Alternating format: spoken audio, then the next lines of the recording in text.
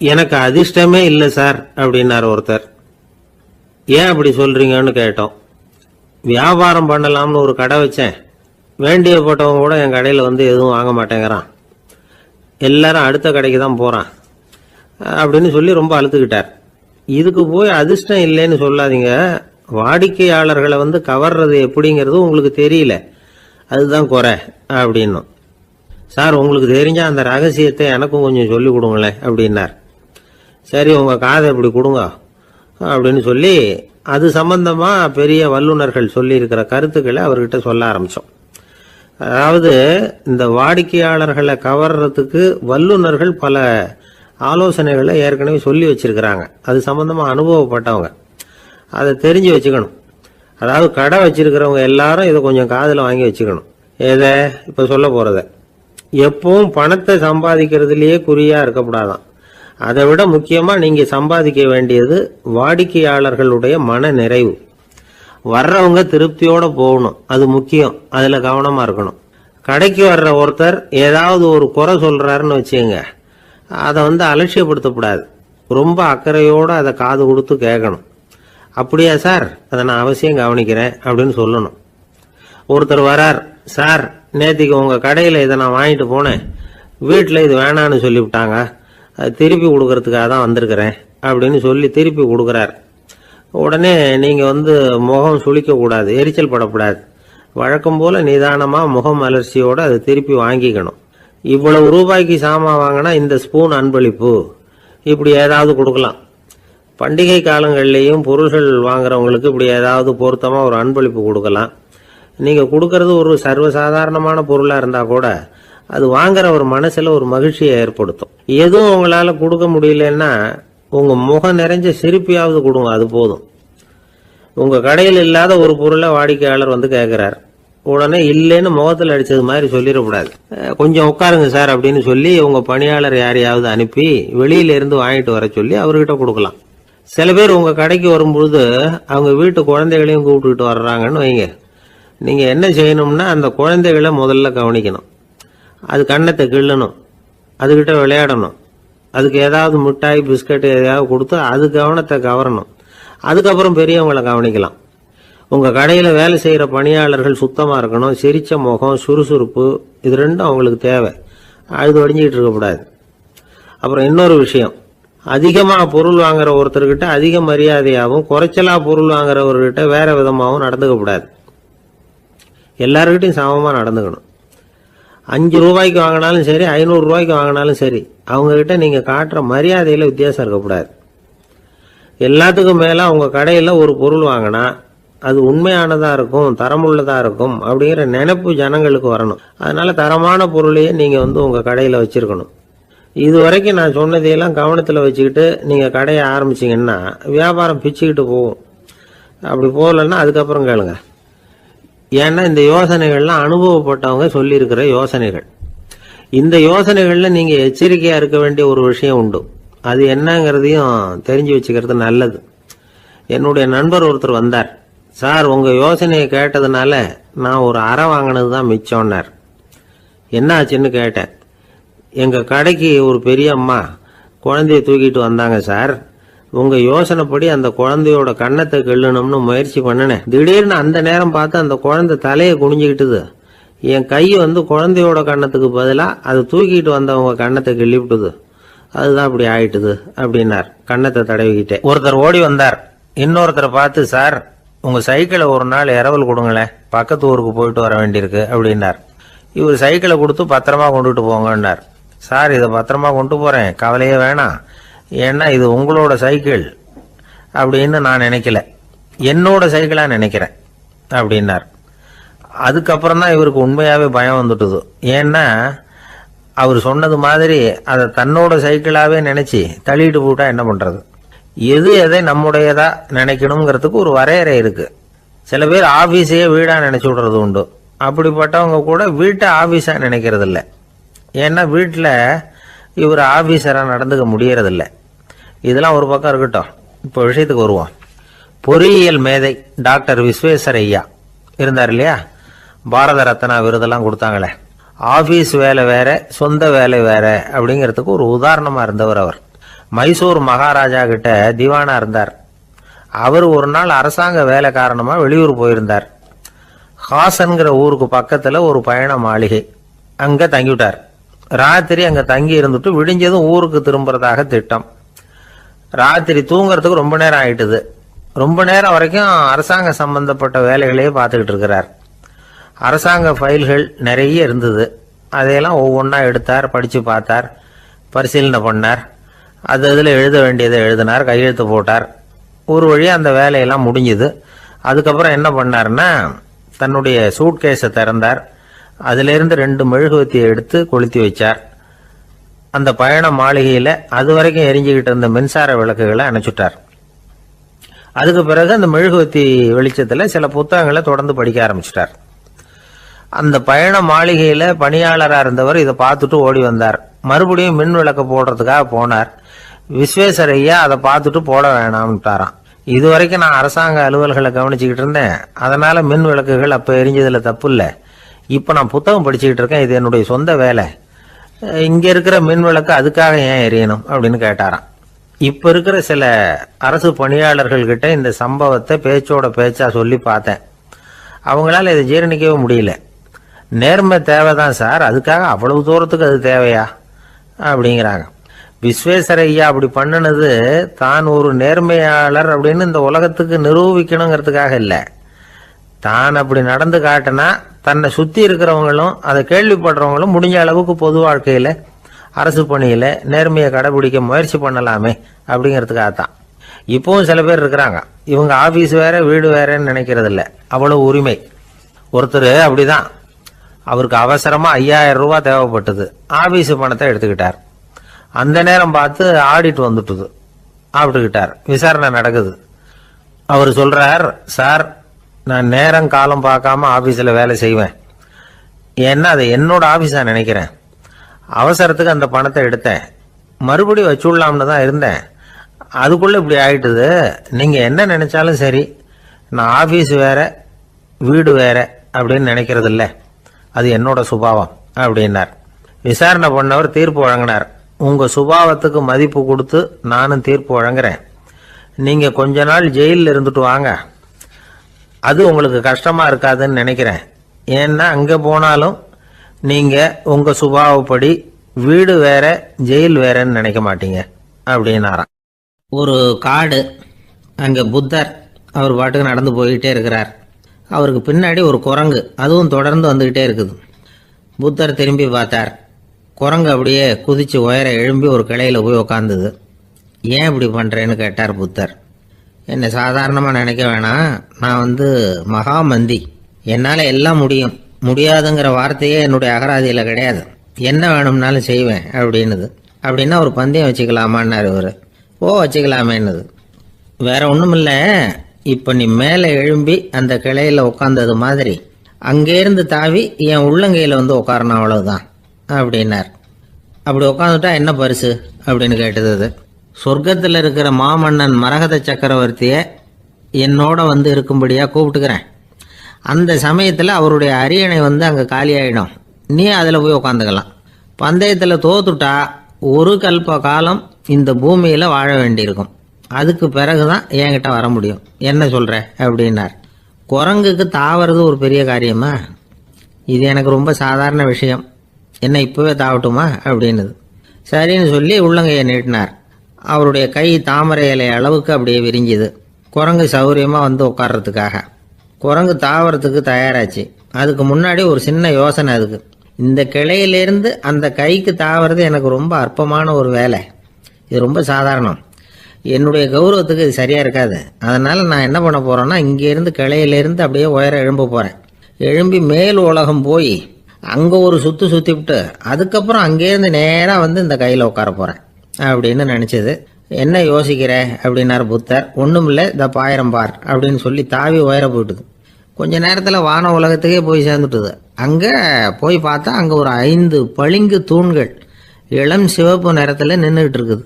குரங்கு நினச்சிக்கிட்டுது, புத்தர்கிட்ட போய் இந்த பளிங்கு தூண்களை பார்த்தோம்னு சொன்னால் அப்படியே திகைச்சு போயிடுவார், இந்த தூணில் ஏதாவது அடையாளம் செஞ்சுட்டு போகணும் அப்படின்னு அந்த இடத்துல மிதந்துக்கிட்டே நினச்சிது.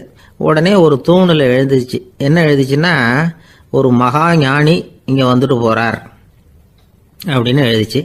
எழுதிவிட்டு அப்படியே கீழே தாவி வந்து புத்தரோட உள்ளங்கையில் உட்காந்துது. எப்படி பார்த்தீங்களா என்னுடைய வேலை? வான உலகத்துக்கே போய் அங்கே இருக்கிற 5 பளிங்கு தூண்களை பார்த்துட்டு அதில் நான் வந்த விவரத்தை எழுதி வச்சுட்டு அதுக்கப்புறம் இங்கே வந்திருக்கிறேன் அப்படின்னுது ரொம்ப பெருமையாக. அப்படியா அப்படின்னார் புத்தர். ஆமாம், சந்தேகமாக இருந்தால் வாங்க, அழைச்சிட்டு போய் காட்டுறேன் அப்படின்னுது அந்த குரங்கு. அதுக்கு தேவையில்லை, அப்படியே கொஞ்சம் கீழே குனிஞ்சு பார் தெரியும் அப்படின்னார் புத்தர். அங்கே பார்த்தா புத்தரோட உள்ளங்கை தெரிஞ்சுது. நல்லா உத்து பார்த்துது. அவரோட ஒரு விரலில் அது எழுதிய வாசகம் தெரிஞ்சுது. குரங்கு யோசனை பண்ணிச்சு, அப்படின்னா வானத்தில் நான் பார்த்தது புத்தரோட விரல்களா அப்படின்னு யோசிச்சுது. இதை புரிஞ்சுக்கிட்ட உடனே அந்த குரங்கோட கர்வம் அழிஞ்சு போச்சான். நம்ம மனசு தான் இந்த குரங்கு. மனம்ங்கிறதும் ஆணவம்ங்கிறதும் ஒரு நாணயத்தின் 2 பக்கங்கள். மனம் உள்ளவரை ஆணவமும் இருக்கும். மனம் அழிஞ்சாதான் ஆணவம் அழியும். மனம் அழிய வேண்டும் அப்படின்னு பெரியவங்க சொல்கிறது இந்த அர்த்தத்தில் தான். நம்ம ஆளுங்க சவால் விடுறதெல்லாம் வேறு மாதிரி. ஒருத்தன் ஒரு வாய்க்காலை தாண்டுறேன்னு பந்தயம் கட்டி தாண்ட முடியாமல் வாய்க்காலில் விழுந்து காலை உடச்சிக்கிட்டு கட்டு போட்டுக்கிட்டு வந்தான். ஏன்டா அப்படின்னு கேட்டாங்க. நான் பந்தயம் கட்டின நேரம் சரியில்லை அப்படின்னா. எப்படிறான்னு கேட்டிருக்காங்க. வாய்க்காலில் தண்ணி இருக்கிற நேரமாக பார்த்து பந்தயம் கட்டியிருக்கணும் அப்படின்னா. திபேத் நாட்டில் புத்த மடாலயங்கள் நிறைய உண்டு. அதுக்கு ஒரு தலைமையகமும் உண்டு. அது இந்த திபேத் தலைநகரம் லாசாவில் இருக்குது. ரொம்ப காலத்துக்கு அப்பால் அதை பற்றிலாம் நிறைய விவரங்கள் எழுதி வச்சிருக்கிறாங்க. அது இப்போவும் நமக்கு கிடைக்குது. அதாவது ரொம்ப தூரத்துக்கு அந்தாண்ட மலைகளுக்கு நடுவில் ஒரு கிளை மடாலயம். அந்த மடத்தின் தலைவருக்கு வயசாயிட்டு தான். அதனால் தலைமை பொறுப்பை வேற ஒருத்தர்கிட்ட ஒப்படைக்கலாம் அப்படின்னு முடிவு பண்ணாராம். உடனே ஒரு லாமாவை கூப்பிட்டார். அவர் மூலமாக தலைமை மடாலயத்துக்கு செய்தி அனுப்புனார், பொருத்தமான வாரிசு ஒருத்தரை அனுப்பி வைக்கும்படியாக. அந்த வாலிப லாமா புறப்பட்டார். காடு மேடெல்லாம் நடந்து போறார். ரொம்ப நாள் கழிச்சு தலைமை பீடத்தை அடைஞ்சார். தலைமை குரு கிட்ட விவரத்தை சொன்னார். தகுதியான ஒருத்தரை அனுப்பி வச்சா அழைச்சிட்டு போறேன் அப்படின்னார். சரி, நாளைக்கு காலையில் நீங்கள் அவங்க எல்லாரையும் அழைச்சிட்டு போகலாம்னார் அவர். அவங்க எல்லாரையுமா? அங்கே தேவைப்படுறது ஒருத்தர் தானே அப்படின்னார் இவர். ஆமான்னார். அப்புறம் ஏன் எல்லாரையும் அழைச்சிட்டு போக சொல்கிறீங்கன்னார். அது இப்போ உனக்கு புரியாது. நான் ஒரு 100 பிக்குகளை அனுப்புகிறேன், அதாவது பிட்சுகளை. அவ்வளவு பேரையும் அங்கே வச்சு சமாளிக்க முடியாது அப்படின்னாரு இவர். இருந்தாலும் இப்போ அந்த தலைமை குரு என்ன சொன்னார்னா, அதை பற்றி கவலைப்படாத, நான் 100 பேரை அனுப்புகிறேன். அதில் 99 பேர் வழியிலேயே காணாமல் போடுவாங்க. ஒருத்தன் மட்டும்தான் வருவான். அவனும் அங்கே சேர்ந்துட்டானா நீ ரொம்ப கொடுத்து வச்சவன் அப்படின்னார். இவருக்கு ஒன்றும் புரியல. இருந்தாலும் மறுநாள் அந்த வாலிப லாமா 100 பேரை அழைச்சிக்கிட்டு புறப்பட்டார். போகிற வழியிலேயே பல பேர் அங்கங்கே பிச்சுக்கிட்டு போயிட்டாங்க. அவர் சொன்னது மாதிரியே.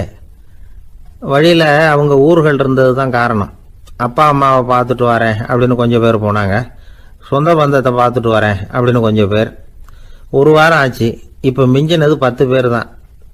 வழியில் ஒரு நகரம். அங்கே சில பிட்சுக்கள் சந்திச்சாங்க. எங்கள் மடத்து தலைவர் இறந்துட்டார், உங்களில் யாராவது ஒருத்தர் எங்களுக்கு தலைவராக முடியுமா அப்படின்னு கேட்டாங்க. 10 பேரும் தயார். அதில் ஒருத்தரை அழைச்சிட்டு அவங்க போயிட்டாங்க. இன்னொரு ஊரில் சில பேர் வந்தாங்க, வழி மறிச்சாங்க. நில்லுங்க, எங்கள் மன்னர் மகளுக்கு திருமணம், அதை நடத்தி வைக்க 3 லாமாக்கள் தேவை அப்படின்னாங்க. இப்படி கொஞ்சம் கொஞ்சமாக எல்லாரும் காலி. கடைசியில் 2 பேரும் மிஞ்சினாங்க. அங்கே ஒரு இளம்பெண் எதிரில் வந்தா. எங்கள் அப்பா வேட்டைக்கு போயிருக்கிறாரு, இன்னும் திரும்பி வரல. வீட்டில் வேற யாரும் இல்லை, தனியாக இருக்க பயமாக இருக்கு, யாராவது ஒருத்தர் எனக்கு துணையாக இருக்கணும் அப்படின்னு கேட்டுக்கிட்டா. எங்கள் 2 பேரில் நீயே ஒருத்தரை தேர்ந்தெடுத்துக்கோ, இல்லைன்னா எங்களுக்குள்ள சண்டை வந்துடும் அப்படின்னாங்க. இப்போ மிஞ்சினவர் ஒருத்தர். அவருக்கும் ஒரு சோதனை வந்தது. ஒரு தர்க்கவாதி எதிரில் வந்தான். உன்னோட வாதம் பண்ணணும்னா. இவனோட வாதம் பண்ணுறேன், அது முடிய ரொம்ப காலம் ஆகலாம். தர்க்கத்தில் நான் ஜெயிச்சா அங்கே வரேன், இல்லைன்னா இவருடைய சீடனை ஆயிடுவேன் அப்படின்னார் அவர். கடைசியாக அழைக்க வந்த வாலிப லாமா மட்டும் வெறும் கையோடு திரும்பி போனார். அங்கே இருந்த வயசான மடாதிபதி கேட்டார், எத்தனை பேர் அங்கேருந்து புறப்பட்டீங்கன்னார். என்னையும் சேர்த்து 101ன்னார் அவர். நல்லது, நீயாவது திரும்பி வந்திய, அதுதான் எனக்கு போதும். ஏன்னா நீ தான் எனக்கு உண்மையான வாரிசு. அந்த 100 பேரில் யாரும் வரமாட்டாங்க. அப்படின்னார் அவர். ஏன்னா அவருக்கு தெரியும் இவர் ஒருத்தர் தான் திரும்பி வருவாருங்கிறது. திபேத்தில் ஒரு பழங்கால பழமொழி உண்டாம், 100 பேர் செல்லலாம், எப்பொழுதாவது ஒருவன் அபூர்வமாக அடைய வேண்டிய இடத்தை அடைவான். இதுதான் அந்த பழமொழி. ஒரு உன்னதமான இலக்கை அடையணும்னா அது அவ்வளவு சுலபமான காரியம் இல்லை. இந்த காலத்து மடாலயம் ஒன்று, அதில் ஒரு தலைவர், அவருக்கு வயசாயிட்டுது, தனக்கு ஒரு வாரிசை நியமிக்கணும் அப்படின்னு ஆசைப்பட்டார். ரொம்ப கஷ்டப்பட்டு ஒருத்தரை பிடிச்சார், தனக்கு வாரிசா நியமிச்சுட்டு அவர் சமாதி ஆயிட்டார். புதுசாக பொறுப்பேற்றுக்கிட்டவர் அப்படியே உட்காந்துருந்தார். அவரை தேடிட்டு பத்திரிகை நிருபர்கள்லாம் வந்தாங்க, கேட்டாங்க. அவர் உங்கள் பொறுப்பில் அவர் பெரியவர் விட்டுட்டு போன இது எவ்வளவு சுமாராக தேரும், எவ்வளவு விட்டுட்டு போனார் அப்படின்னு கேட்டிருக்கிறாங்க. அது என்ன ஒரு 50 லட்சம் இருக்கும் அப்படின்னாராம். அவ்வளவும் பணமா அப்படின்னு கேட்டிருக்காங்க. இல்லைங்க, கடன் அப்படின்னாராம். ஒரு ஊரில் ஒரு ஆள் இருந்தான். அவனுக்கு ஒரே ஒரு மகள்.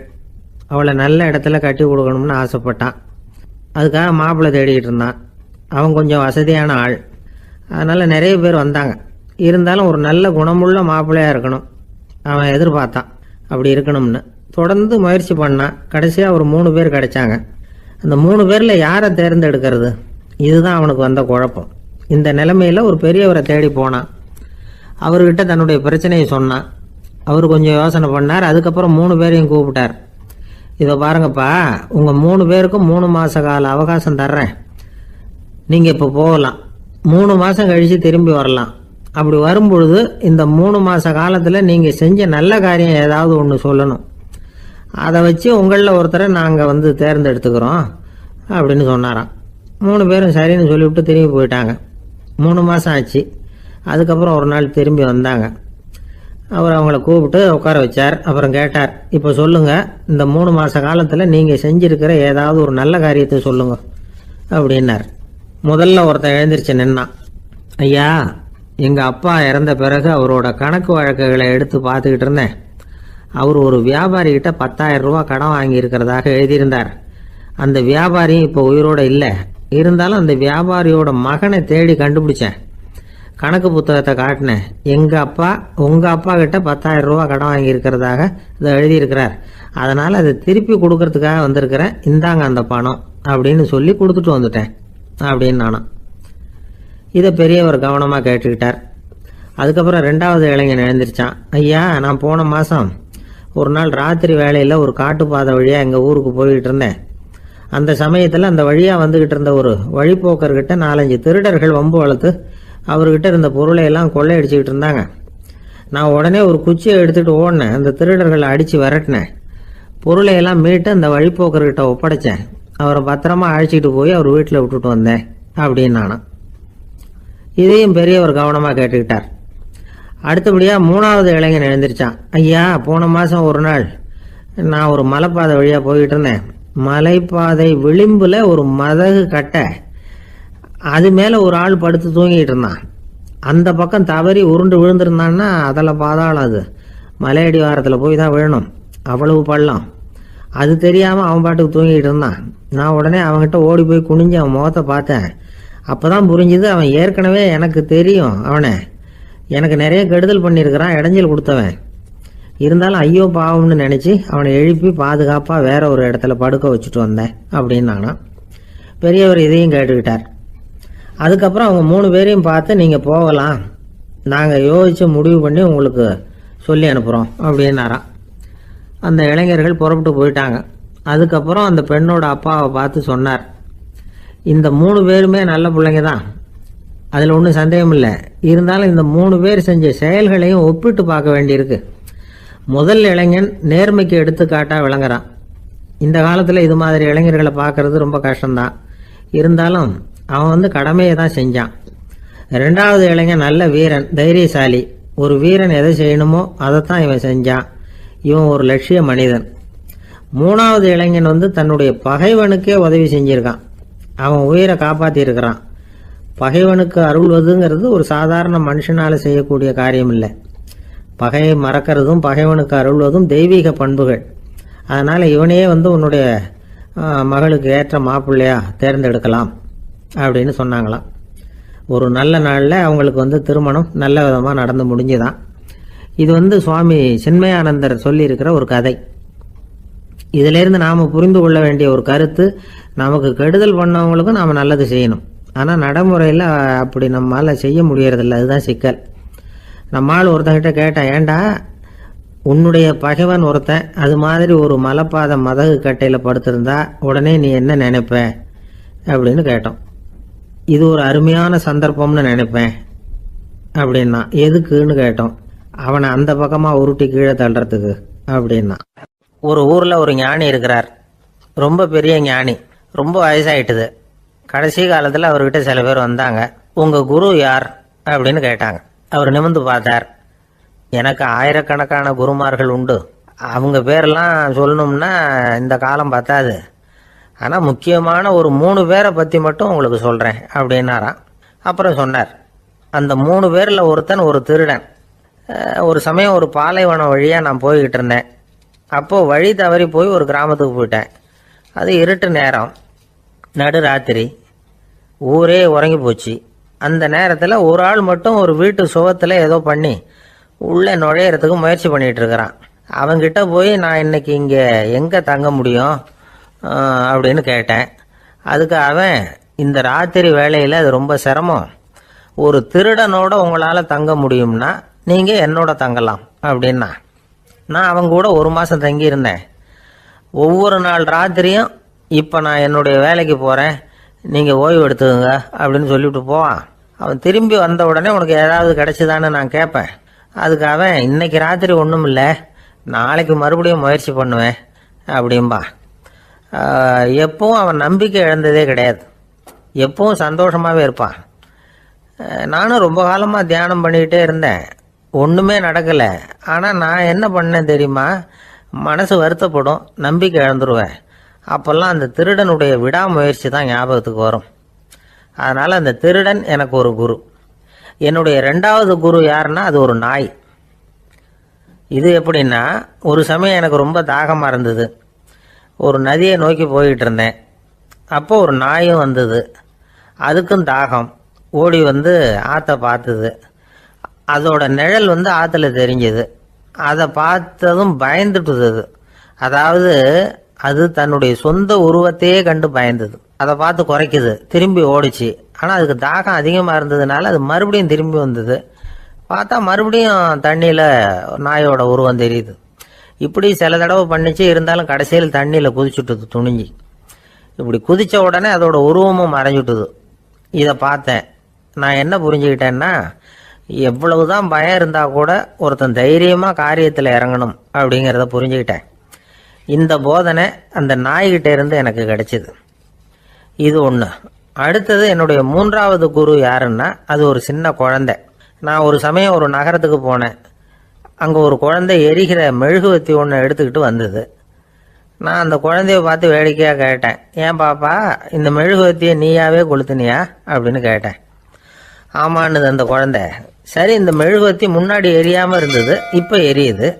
இந்த மெழுகுவத்திக்கு வெளிச்சம் எங்கேருந்து வந்தது, அதை எனக்கு காட்ட முடியுமா அப்படின்னு கேட்டேன் அந்த குழந்தைகிட்ட. இதுக்கு அந்த குழந்தை சிரிச்சுக்கிட்டு அந்த மெழுகுவத்தியை ஊதி அணைச்சுட்டுது. அதுக்கப்புறம் என்னை பார்த்து கேட்டுது, இப்போ இந்த மெழுகுவத்தியின் வெளிச்சம் போனதை பார்த்தீங்க இல்லையா, அது எங்கே போச்சுன்னு எனக்கு சொல்லுங்க அப்படின்னுது. அந்த குழந்தை இப்படி கேட்டதும் என்கிட்ட இருந்த ஆணவம் அழிஞ்சுட்டுது. நான் படித்ததெல்லாம் அந்த வினாடியில் சுக்கு நூறாக போயிட்டுது. என்னுடைய முட்டாள்தனத்தை நான் உணர்ந்தேன் அப்படின்னு இவ்வளவும் அந்த ஞானி விவரமாக சொன்னாராம். அதனால் நாம் இன்னார்கிட்டே இருந்து தான் இதை கற்றுக்கணுங்கிறது இல்லை, யாருக்கிட்டே இருந்தும் எதையும் கற்றுக்கலாம். நம்மால் ஒருத்தன் ஒரு நாய் வளர்த்துக்கிட்டு இருந்தான். அந்த நாய்க்கு வால் கிடையாது, யாரோ ஏற்கனவே வெட்டி எடுத்துட்டாங்க. இந்த நாய் தான் சார் எனக்கு குரு, அதுகிட்டே இருந்து கூட நான் பாடம் கற்றுக்கிட்டு இருக்கிறேன் அப்படின்னா. அப்படி என்ன கற்றுக்கிட்டேன் இந்த வால் இல்லாத நாய்கிட்டே இருந்து அப்படின்னு கேட்டோம். நாம் யாருக்கிட்டையும் வாலாட்டக்கூடாது அப்படிங்கிற பாடத்தை அதுகிட்டே இருந்து தான் நான் கற்றுக்கிட்டேன் அப்படின்னா. ஒரு அம்மா, அவங்களுக்கு 35 வயசு இருக்கும், குடும்பத்தில் எந்த கஷ்டமும் இல்லை. இருந்தாலும் காரணம் இல்லாமல் பிள்ளைங்க பேரில் கோவப்படுறது, எரிஞ்சு விடுறது அவங்க வழக்கம். பிள்ளைங்க அழும், உடனே அவங்க மனசும் சங்கடப்படும். இன்னொரு அம்மா, நல்ல வேலையில் இருக்கிறவங்க, வாரத்துக்கு ஒரு தடவையாவது தலைவலி வந்துடும். இவங்களுக்கெல்லாம் உடம்புல எந்த கோளாறும் இல்லை, மனசு மட்டும் சரியா இருக்காது. தூக்க மாத்திரை கையில் வச்சிருப்பாங்க. 30-35 வயசுடைய பெண்களுக்கு சர்வசாதாரணமாக காணப்படுகிற மனக்கோளாறு இது. இதுக்கு பேர் மனவாட்டம், டிப்ரெஷன், மனமடிவு அப்படின்னு சொல்லலாம். இந்த நோய்க்கு அறிகுறி என்ன தெரியுமா? மனசுல வருத்தமான உணர்வு இருக்கும், அடிக்கடி அழலாம் போல தோணும். முன்னால எல்லாம் எந்தெந்த செயல்ல ஆர்வம் இருந்ததோ அதெல்லாம் குறைஞ்சிரும், அல்லது சுத்தமாகவே ஆர்வம் இல்லாமல் போயிடும். சில பெண்கள் இளம் வயசில் பக்கத்தில் இருக்கிறவங்க கிட்ட கலகலப்பாக பேசுவாங்க, வீட்டை அலங்கரிக்கிறதுல ஆர்வம் இருக்கும். இப்போ அதுல எல்லாம் ஆர்வம் இல்லாமல் போயிடும். எந்த வேலை செஞ்சாலும் சீக்கிரம் களைப்பு அடைஞ்சுடுறது மாதிரி ஆகிடும். நமக்கு யாருமே உதவியா இல்லை, நம்ம எல்லாரும் கை விட்டுட்டாங்க போல இருக்குதே அப்படிங்கிற உணர்வுலாம் உண்டாகும். தன்னைத்தானே குறை சொல்லிக்குவாங்க, நாம் தப்பு பண்ணிவிட்டோம் போல இருக்குதே அப்படின்னு தோணும். குற்றம் பண்ணிட்டதா நினச்சி கஷ்டப்படுவாங்க. பசி இருக்காது, தூக்கத்தில் தொந்தரவு இருக்கும். அடிக்கடி செத்து போயிடலாங்கிற உணர்வு வரும், தற்கொலை பண்ணிக்கலாங்கிற எண்ணம் உண்டாகும். சில பேர் தற்கொலை முயற்சியில் கூட ஈடுபடுவாங்க. சில பேருக்கு பலவிதமான உடல் வலிகள் இருக்கும், பலவீனம் இருக்கும், சீக்கிரமாக களைப்படைஞ்சு போடுவாங்க. இதெல்லாம் மனவாட்ட நோய்க்கான தன்மைகள். இந்த மனவாட்டம், அதாவது டிப்ரெஷனை 2 வகையாக பிரிக்கலாமா. ஒன்று தானாக உண்டாக்கிக்கிறது, இன்னொன்று எதிர் விளைவை உண்டு பண்ணுகிற அல்லது நரம்பு சம்பந்தப்பட்ட டிப்ரெஷன். தானாக உண்டாக்கிக்கிற மனவாட்ட நோய் இருக்கு பாருங்க, அதுக்கு ஏதாவது சூழ்நிலை காரணமாக இருக்கலாம் அல்லது இல்லாமலும் போகலாம். மூளையில் டொப்பாமைன் அல்லது செரட்டோனின் இதோட அளவு குறையும் பொழுது இந்த டிப்ரெஷன் உண்டாகுது. இதுக்கு ஓரளவு பிறவி காரணங்கள் கூட இருக்கலாம், குடும்பத்தில் வேற சிலருக்கும் வரலாம். பாதிக்கப்பட்ட பெண்ணை பார்க்கறதுக்கு பலவீனமாக தெரியும், கடுமையான குற்ற உணர்வு இருக்கும், தனியாக இருக்கிறதுக்கு ஆசைப்படுவாங்க, நடு ராத்திரியில் எழுந்திரிச்சு உட்காந்து கஷ்டப்பட்டுக்கிட்டு இருப்பாங்க, கொடூரமான முறையில் தற்கொலை பண்ணிக்க முயற்சி பண்ணுவாங்க, தீ வச்சுக்கிறது, அமிலத்தை குடிக்கிறது, தூக்கில் தொங்குறது. இப்படி தானாக வரவழைச்சிக்கிற மனவாட்ட நோய் மறையக்கூடிய நோய். ஒரு தடவை வந்தால் 3லேருந்து 6 மாதம் வரைக்கும் நீடிக்கும். இடைப்பட்ட காலங்களில் நோயாளி இயல்பாக இருப்பார். எதிர் விளைவை உண்டு பண்ணுகிற அல்லது நரம்பு சம்பந்தப்பட்ட மனவாட்ட நோய் எப்படின்னா, கணவன் மனைவி மாமியார் மருமகள் இப்படிப்பட்ட உறவு முறை பிரச்சனைகள், தோல்விகள், எரிச்சல்கள், ஆபீஸ் பிரச்சனை, இப்படிப்பட்ட சூழ்நிலையால் உண்டாகிறது. எல்லாத்துக்கும் மருந்து இருக்குது, மார்க்கம் இருக்குது, கவலைப்பட வேண்டியதில்லை, தைரியமாக இருக்கணும். உளவியல் மருத்துவம் இதுக்கு ரொம்ப உபயோகமாக இருக்கும். சில பெண்களை பாருங்கள், அவங்க எதுக்கும் அலட்டிக்கிறது இல்லை. ஒரு அம்மா அப்படிதான் தன்னுடைய கணவனை அழைச்சிக்கிட்டு ஒரு மனநோய் மருத்துவர்கிட்ட வந்தாங்க.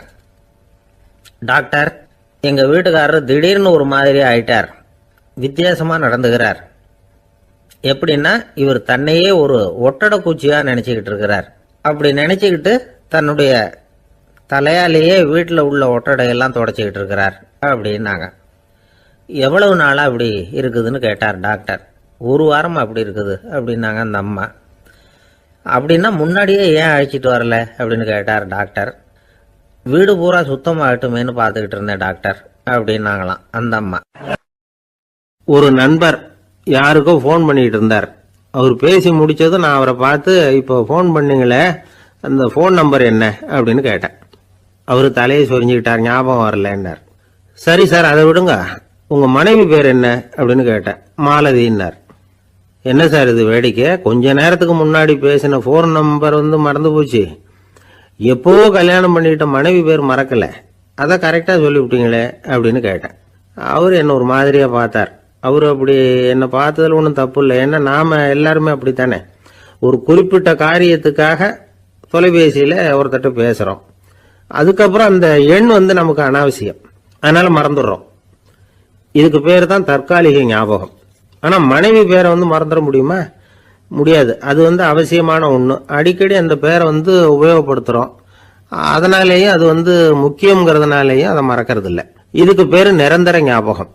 சரி, இந்த தற்காலிக ஞாபகம், நிரந்தர ஞாபகம், இது 2 ஞாபக அளவுகளையும் கட்டுப்படுத்துறது எது அப்படின்னா, மூளைக்குள்ள நடக்கிற மின்சார நடவடிக்கைகள் தான். தற்காலிக ஞாபகம் ஒரு மின்னல் மாதிரி தோன்றி மறையுது. நிரந்தர ஞாபகம் ஒரு படிவம் போல மூளையில படிஞ்சுடுது.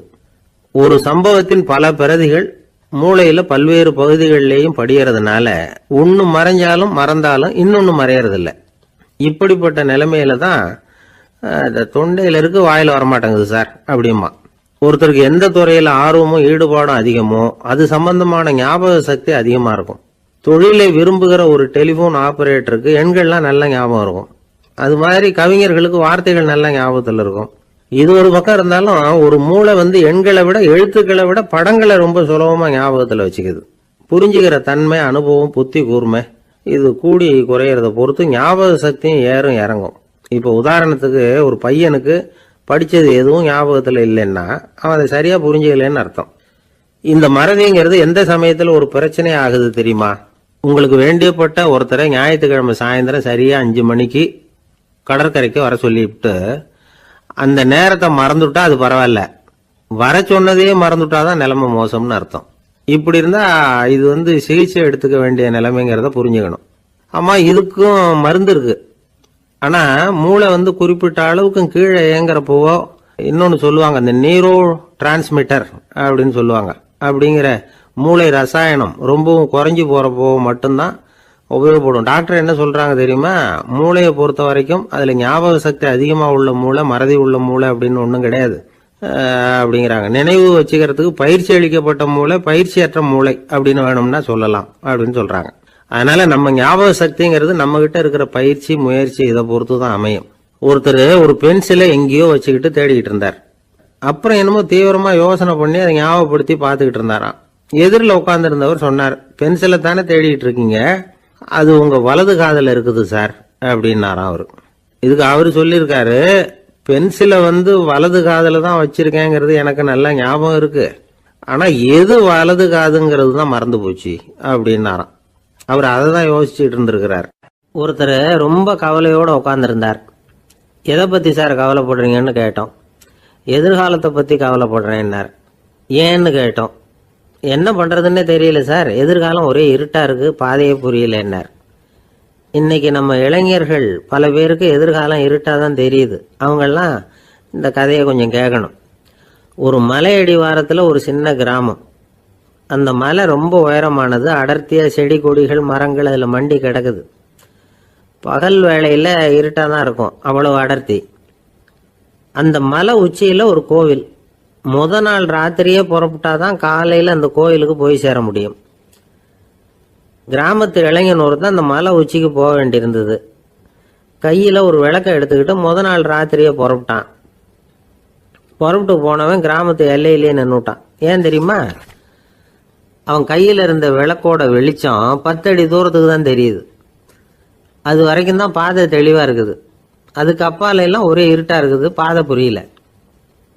இவன் யோசனை பண்ணி பார்த்தான். மனசுக்குள்ள ஒரு சந்தேகம். 10 அடி தூரம் தானே வெளிச்சம் தெரியுது, அப்படின்னா நாம 10 அடி தூரம் தானே போக முடியும். அதுக்கு அந்தாண்ட ஒரே இருட்டா இருக்குதே, அதுல எப்படி நாம நடந்து போறது? நாம ரொம்ப தூரம் நடந்து போய் ஆகணுமே. அப்படிப்பட்ட நினைப்பெல்லாம் அவனுக்கு வந்துட்டுது. இதுதான் அவன் மனசுல ஏற்பட்ட தயக்கம். இப்படி யோசிச்சுக்கிட்டே அந்த இளம் ஆசாமி புறப்பட்ட இடத்துலயே நின்றுகிட்டு இருக்கிறான். அந்த சமயத்துல ஒரு வயசான பெரியவர் அந்த பக்கமா வந்தார். அவர் கையில இதை விட சின்னதா ஒரு விளக்கு வச்சிருந்தார். அது எப்படின்னா அது ஒரு 5 அடி தூரத்துக்கு தான் வெளிச்சம் காட்டுது. அவ்வளவு சின்ன விளக்கு. அவரும் மலை உச்சிக்கு போறதுக்காக தான் வந்துட்டு இருக்கிறார். அவரை பார்த்து இவன் கேட்டான், என்ன பெரியவரே, இவ்வளவு சின்ன விளக்க வச்சுக்கிட்டு அவ்வளவு தூரத்துக்கு எப்படி மலையேற போறீங்க அப்படின்னு கேட்டான். நீ ஏன் இப்படி தயங்கிட்டே நிக்கிறேன்னு கேட்டார் பெரியவர். என்கிட்ட இருக்கிற விளக்கு 10 அடி தூரத்துக்கு தான் பாதையை காட்டுதுன்னா. இப்ப பெரியவர் சொன்னார், தம்பி, உன் கையில இருக்கிற விளக்கு கொடுக்கற வெளிச்சத்தை வச்சு நீ முதல்ல 10 அடி தூரம் முன்னாடி போ. 10வது அடியில போய் நின்றுகிட்டு பாரு, மறுபடியும் ஒரு 10 அடி தூரத்துக்கு பாதை தெரியும். இப்படி உன் கையில இருக்கிற விளக்கு தொடர்ந்து வெளிச்சம் காட்டிக்கிட்டே இருக்கும். நீ முன்னேற முன்னேற அந்த வெளிச்சமும் முன்னேறும். அதனால எத்தனை கிலோமீட்டர் தூரம் வேணும்னாலும் நீ இந்த 10 அடி தூரம் வெளிச்சத்தை வச்சுக்கிட்டே நீ போயிடலாம், புறப்படு அப்படின்னார். இப்பதான் அந்த பெரியவர் சொன்னது இளைஞனுக்கு பளிச்சுன்னு புரிஞ்சுதான்.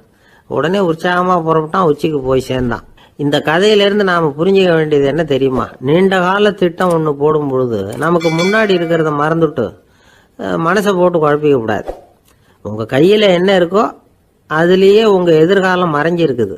கண் முன்னாடி தெரியறத வச்சு ஆரம்பிங்க, போக போக வழி தானா புலப்படும் அப்படிங்கிறார் ஒரு பெரியவர். பெரிய பயணங்களை எல்லாம் இப்படிதான் நடத்த வேண்டியிருக்கும். ஒவ்வொரு அடியா எடுத்து வச்சா ஓடி போய் சேர்ந்து விடலாம். மலைச்சு போய் நின்றுட்டா நின்றுகிட்டே இருக்க வேண்டியதுதான். நம்ம ஆள்லாம் ரொம்ப மோசமா இருக்கிறாங்க. ஒருத்தன் அப்படித்தான் நீண்ட தூர பிரயாணம் ஒன்று புறப்பட்டான். ரயில் போய்கிட்டே இருந்தது. கொஞ்ச தூரம் போச்சு, பாதி வழியில கையில வச்சிருந்த டிக்கெட்டை காத்துல விட்டுட்டான். ஐயோ, என் டிக்கெட்டு போயிட்டுதே அப்படின்னு கத்த ஆரம்பிச்சுட்டான். பக்கத்துல இருந்த பெரியவர் அவனை பார்த்து பரிதாபப்பட்டு, கவலைப்படாத தம்பி, போனா போகுது, வேற டிக்கெட் வாங்கிக்கலாம் அப்படின்னு ஆறுதல் சொன்னார். அதுக்கு அவன் சொல்றான், சார் நான் அதுக்காக அழல, அந்த டிக்கெட்டு கிடைச்சா தானே நான் எந்த ஊருக்கு போகணுங்கிறது எனக்கு தெரியும் அப்படிங்கிறான். ஒரே ஒரு ஊர்ல ஒரு பாதிரியார் இருந்தார். ரொம்ப நாள் சந்தோஷமா வாழ்ந்தார். ஒரு நாள் அவர் மடத்து சமையல் அறையில பாத்திரங்களை கழுவி துலக்கி சுத்தப்படுத்திக்கிட்டு இருந்தார். அந்த சமயத்துல ஒரு தேவ தூதன் அவர் முன்னாடி வந்து நின்னான். இவர் நிமிர்ந்து பார்த்தார். ஆண்டவர் என்னை உங்ககிட்ட அனுப்பியிருக்கிறார், பரலோகத்துல வாசம் செய்யறதுக்கு உங்களுக்கு நேரம் வந்துட்டுது அப்படின்னு அந்த ஆள். ஆண்டவருக்கு என்னோட ஞாபகம் வந்ததுக்கு நன்றி. ஆனாலும் இப்போ இங்கே நீயே பாரு, எவ்வளவு பாண்டங்கள் பாக்கி இருக்கு, இவ்வளவையும் நான் சுத்தப்படுத்த வேண்டியிருக்கு. நான் நன்றி கெட்டவனாக இருக்க விரும்பலை. இந்த பணியை முடிக்கிற வரைக்கும் என்னுடைய பரலோக வாழ்வை தள்ளி வைக்க முடியுமா? நீ என்ன நினைக்கிற அப்படின்னு கேட்டார். தேவதூதன் தனக்கே உரிய விவேகத்தோட அன்போட பாதிரியாரை பார்த்தான். சரி, என்ன செய்யலாம்ங்கிறத அப்புறம் சொல்கிறேன் அப்படின்னு சொல்லிவிட்டு புறப்பட்டு போயிட்டான். ஒரு நாள் அந்த பாதிரியார் தோட்டத்தில் உள்ள களைகளை எல்லாம் ஒரு களை கொத்தியால் கொத்தி களை எடுத்துக்கிட்டு இருக்கிறார். அந்த சமயத்தில் இந்த தேவதூதன் மறுபடியும் அவர் முன்னாடி நிற்கிறான். பாதிரியார் பார்த்தார். இதை பாரு, இந்த தோட்டம் பூராவும் எவ்வளவு களை மண்டி கிடக்கு, பரலோகம் கொஞ்ச காலம் எனக்காக பொறுத்திருக்கலாம்னு நீ நினைக்கிறியா அப்படின்னு கேட்டார். தேவதூதன் சிரிச்சுக்கிட்டே மறுபடியும் மறைஞ்சிட்டான். மறுபடியும் அவர் களை எடுக்கிறது, தானிய களஞ்சியத்துக்கு வர்ணம் பூசுறது, இப்படிப்பட்ட வேலைகளில் ஈடுபட்டிருக்கார். இன்னொரு நாள் ஒரு மருத்துவமனையில் நோயாளிகளை கவனிச்சுக்கிட்டு ரொம்ப தீவிரமாக இருக்கிறார் அந்த பாதிரியார். ஒரு நோயாளியோட தாகத்துக்கு தண்ணீர் கொடுத்துட்டு நிமிர்ந்து பார்க்குறப்போ தேவதூதன் மறுபடியும் அவர் முன்னாடி நிற்கிறான். இந்த தடவை பாதிரியார் தன்னலமற்றவராக பேரன்பை காட்டக்கூடிய வகையில் தன்னுடைய 2 கைகளையும் உயர்த்தியபடி தேவதூதனின் கவனத்தை பிணியால் வாடக்கூடிய நோயாளிகளின் பக்கம் திருப்பினாராம். தேவதூதன் ஒன்றும் சொல்லலை, மறைஞ்சிட்டான். அன்னைக்கு சாயந்தரம் பாதிரியார் மடத்தில் உள்ள தன்னுடைய அறைக்கு போய் இளைப்பாறினார். யோசிச்சு பார்த்தார். தேவதூதனையும் தேவதூதனின் விருப்பத்தையும் பல நாள் தள்ளி போட்டு வந்ததையும் அவர் ரொம்ப நினச்சி பார்த்தார். திடீர்னு தான் முதுமை அடைகிறதையும் சோர்வு அடைகிறதையும் உணர்ந்தார்.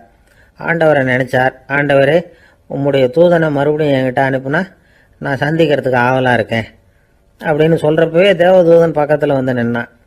பாதிரியார் நிமிர்ந்து பார்த்தார். நீ இப்போவே என்னை அழைச்சிக்கிட்டு போக விரும்பினா நான் பரலோகத்துக்கு வர்றதுக்கு தயாராக இருக்கேன்னார்.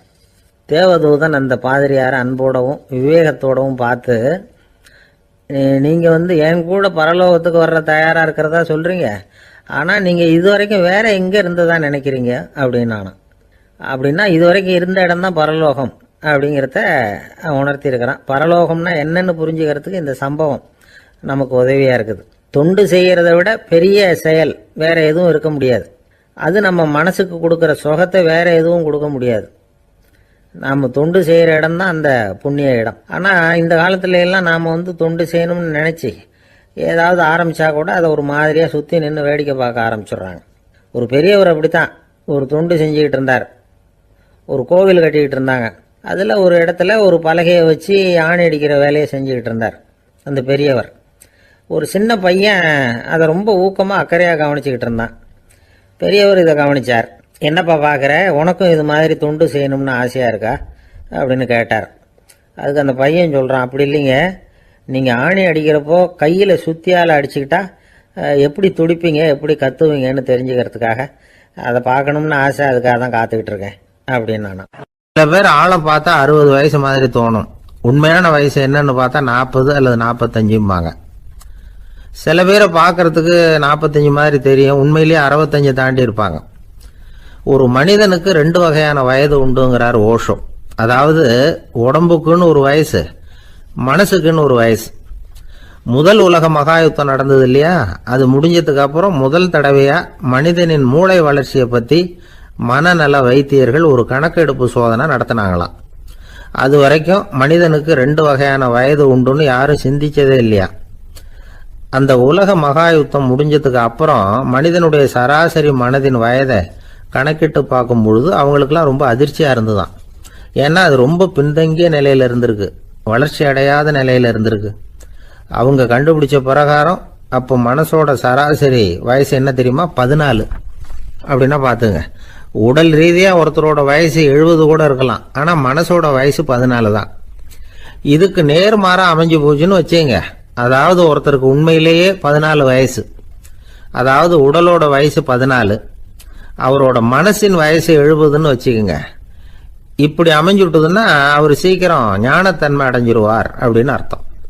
இப்போ நமக்கெல்லாம் உடம்போட வயசு மனசோட வயசு ரெண்டும் ஒன்றா இருந்துட்டா அதுவே போதும், அதுவே பெரிய விஷயம். இப்போ எமர்சன் கிட்ட போய் ஒருத்தர் கேட்டாராம், உங்கள் வயசு என்ன அப்படின்னு. அவர் உடனே பதில் சொல்லியிருக்கார், 360 வருஷம் அப்படின்னாராம். கேட்டவர் குழம்பி போயிட்டார். அவர் என்ன சொல்கிறாரு, 360 வயசா? என்ன நம்ம காதில் தான் சரியாக விழலையா?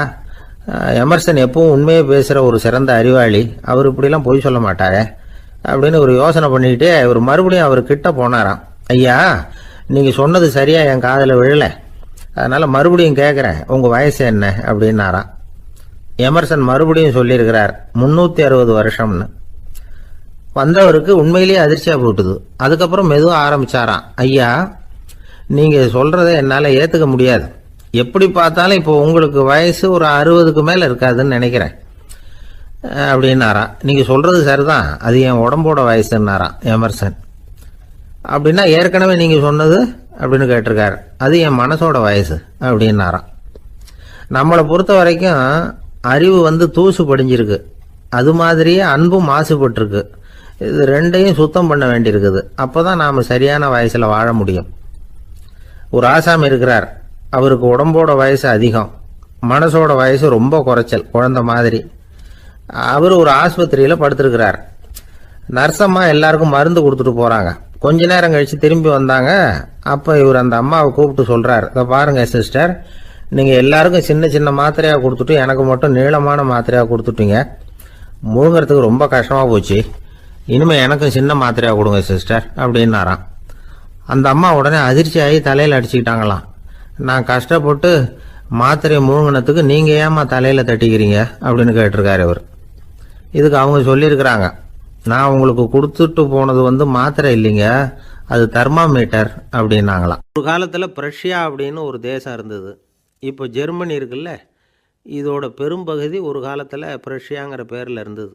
அப்போ அதுக்கு அரசராக இருந்தவர் மகா ஃப்ரெடரிக், அதாவது ஃப்ரெடரிக் தி கிரேட் அப்படின்னு சொல்லுவாங்க. அந்த ராஜாவுக்கு ஒரு சந்தேகம், நாம் பல வகையான வரிகளை விதித்து வசூல் பண்ணுறோம், அப்படி பண்ணி வருமானம் குறைஞ்சிக்கிட்டே போகுதே, இதுக்கு என்ன காரணமாக இருக்கும்? இதுதான் அவருக்கு ஏற்பட்ட சந்தேகம். ஒரு சமயம் அந்த அரசர் தம்முடைய அமைச்சர்களையும் பிரபுக்களையும் தளபதிகளையும் கூப்பிட்டு ஒரு விருந்து வச்சார். விருந்து முடிஞ்சதும் அவங்கள பார்த்து இந்த சந்தேகத்தை கேட்டார். வரிகள் அதிகமாக விதித்து வருமானம் குறையறதுக்கு என்ன காரணம் அப்படின்னு கேட்டார். பல பேருக்கு இதுக்கு சரியாக பதில் சொல்ல தெரியல. அனுபவசாலியான ஒரு தளபதி எழுந்திருச்சார். அரசே, அது எப்படிங்கிறத இப்போ உங்களுக்கு காட்டுறேன்னார். உடனே ஒரு பெரிய பனிக்கட்டி ஒன்றை தன்னுடைய கையில் எடுத்தார். அதை அப்படியும் எப்படியும் திருப்பி பார்த்தார். அப்புறம் அடுத்தவர்கிட்ட கொடுத்தார். அவரும் அதை அப்படியும் இப்படியும் திருப்பி பார்த்துட்டு அடுத்தபடியாக இருந்தவர்கிட்ட கொடுத்தார். இப்படியே இதை ஒவ்வொருத்தராக பார்த்துட்டு ஒவ்வொரு கையாக மாறி கடைசியில் மன்னர் கைக்கு போய் சேர்ந்தது. மன்னர் கைக்கு அந்த பனிக்கட்டி போய் சேர்ந்தப்போ அது கொஞ்சம் கொஞ்சமாக உருகி ஒரு பட்டாணி கடலை சைஸுக்கு ஆகிட்டுது. மன்னர் யோசனை பண்ணார், வரி அதிகமாக போட்டாலும் சேர்றது குறைவாக இருக்கிறதுக்கு என்ன காரணம் அப்படிங்கிறது அவருக்கு புரிஞ்சு போச்சு. காலம்தான் மாறிக்கிட்டு இருக்கே தவிர இந்த கையூட்டு வாங்குகிற பழக்கம் மாறினதாக தெரியல. இன்னொரு ராஜா இருந்தார். அவர் தன்னுடைய ராஜாங்கத்தில் லஞ்ச ஊழலே சுத்தமாக இருக்கக்கூடாது அப்படின்னு நினச்சார். அவர்கிட்ட பல்வேறு துறைகளுக்கும் பொறுப்பாக இருந்த பல பேரும் ரொம்ப சுத்தமாகவும் நேர்மையாகவும் இருந்தாங்க. ஒரே ஒருத்தர் மட்டும் எல்லார்கிட்டையும் லஞ்சம் வாங்கிட்டே இருந்தார். அவரை வேறு துறைகளுக்கு மாற்றி பார்த்தாரு. அந்த ராஜா என்னென்னமோ பண்ணி பார்க்குறாரு. எந்த வேலையை கொடுத்தாலும் அதுலேயும் லஞ்சம் வாங்கிறதுக்கு ஒரு வழியை உண்டு பண்ணிக்குவார் அந்த ஆள். ராஜாவுக்கு இது ஒரு பெரிய தலைவலியாக போட்டுது. இவர் என்ன பண்ணுறது, இவருக்கு என்ன வேலையை கொடுக்கறது, கொஞ்சம் கூட லஞ்சம் வாங்கிறதுக்கு சான்ஸே இல்லாத ஒரு வேலையை கொடுக்கணும் அப்படின்னு திட்டம் போட்டார். ஒரு நாள் அவருக்கு அந்த உத்தரவும் போட்டுட்டார். அதாவது அவருக்கு என்ன வேலைன்னா கடற்கரையில் தான் அவருக்கு ஆஃபீஸ். அங்கேயே இருந்துக்க வேண்டியது. தினமும் எத்தனை கடல் அலை கரையில் வந்து மோதுது அப்படிங்கிறத கணக்கெடுத்து ராஜாவுக்கு தெரிவிக்க வேண்டியது. இதுதான் அவருக்கு வேலை. பேசாமல் அலையை எண்ணிட்டு உட்காந்துருக்கட்டும், அப்போவாவது அவர் லஞ்சம் வாங்குகிற சந்தர்ப்பம் இல்லாமல் போயிடும் அவருக்கு அப்படின்னு நினச்சார் ராஜா. இந்த ஆள் கடற்கரைக்கு போய் டியூட்டியில் ஜாயின் பண்ணிக்கிட்டார். ஒரே மாதத்தில் அங்கே சொந்தமாக ஒரு பிரம்மாண்டமான மாளிகை கட்டிவிட்டார். ராஜாவுக்கு இது பெரிய ஆச்சரியமாக போச்சு. அலையை என்ற வேலையில் அந்த ஆள் எப்படி பணம் சம்பாதிச்சார் அப்படின்னு விசாரித்து பார்த்தார் அக்கம் பக்கத்தில். அந்த ஆள் என்ன பண்ணியிருக்கிறாருன்னா, கடற்கரையில் போய் பொறுப்பை ஏற்றுக்கிட்ட உடனே அங்கே இருந்த மீனவர்கள்கிட்ட எல்லாம் இந்த கரையில் வந்து ஒரு நாளில் வந்து மோதுகிற அலைகள் எத்தனை அப்படின்னு கேட்டிருக்காரு. அது எப்படிங்க தெரியும்னு இருக்காங்க அவங்க. தினமும் அந்த எண்ணிக்கை தெரியணும்.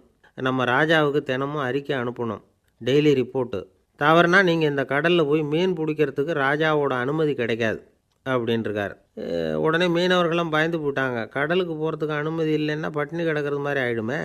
மெதுவாக அந்த ஆளுகிட்ட போனாங்க, காதோட காதாக சொன்னாங்க, ஐயா, எங்களால் வந்து கடல் அலையை வந்து எண்ண முடியாது.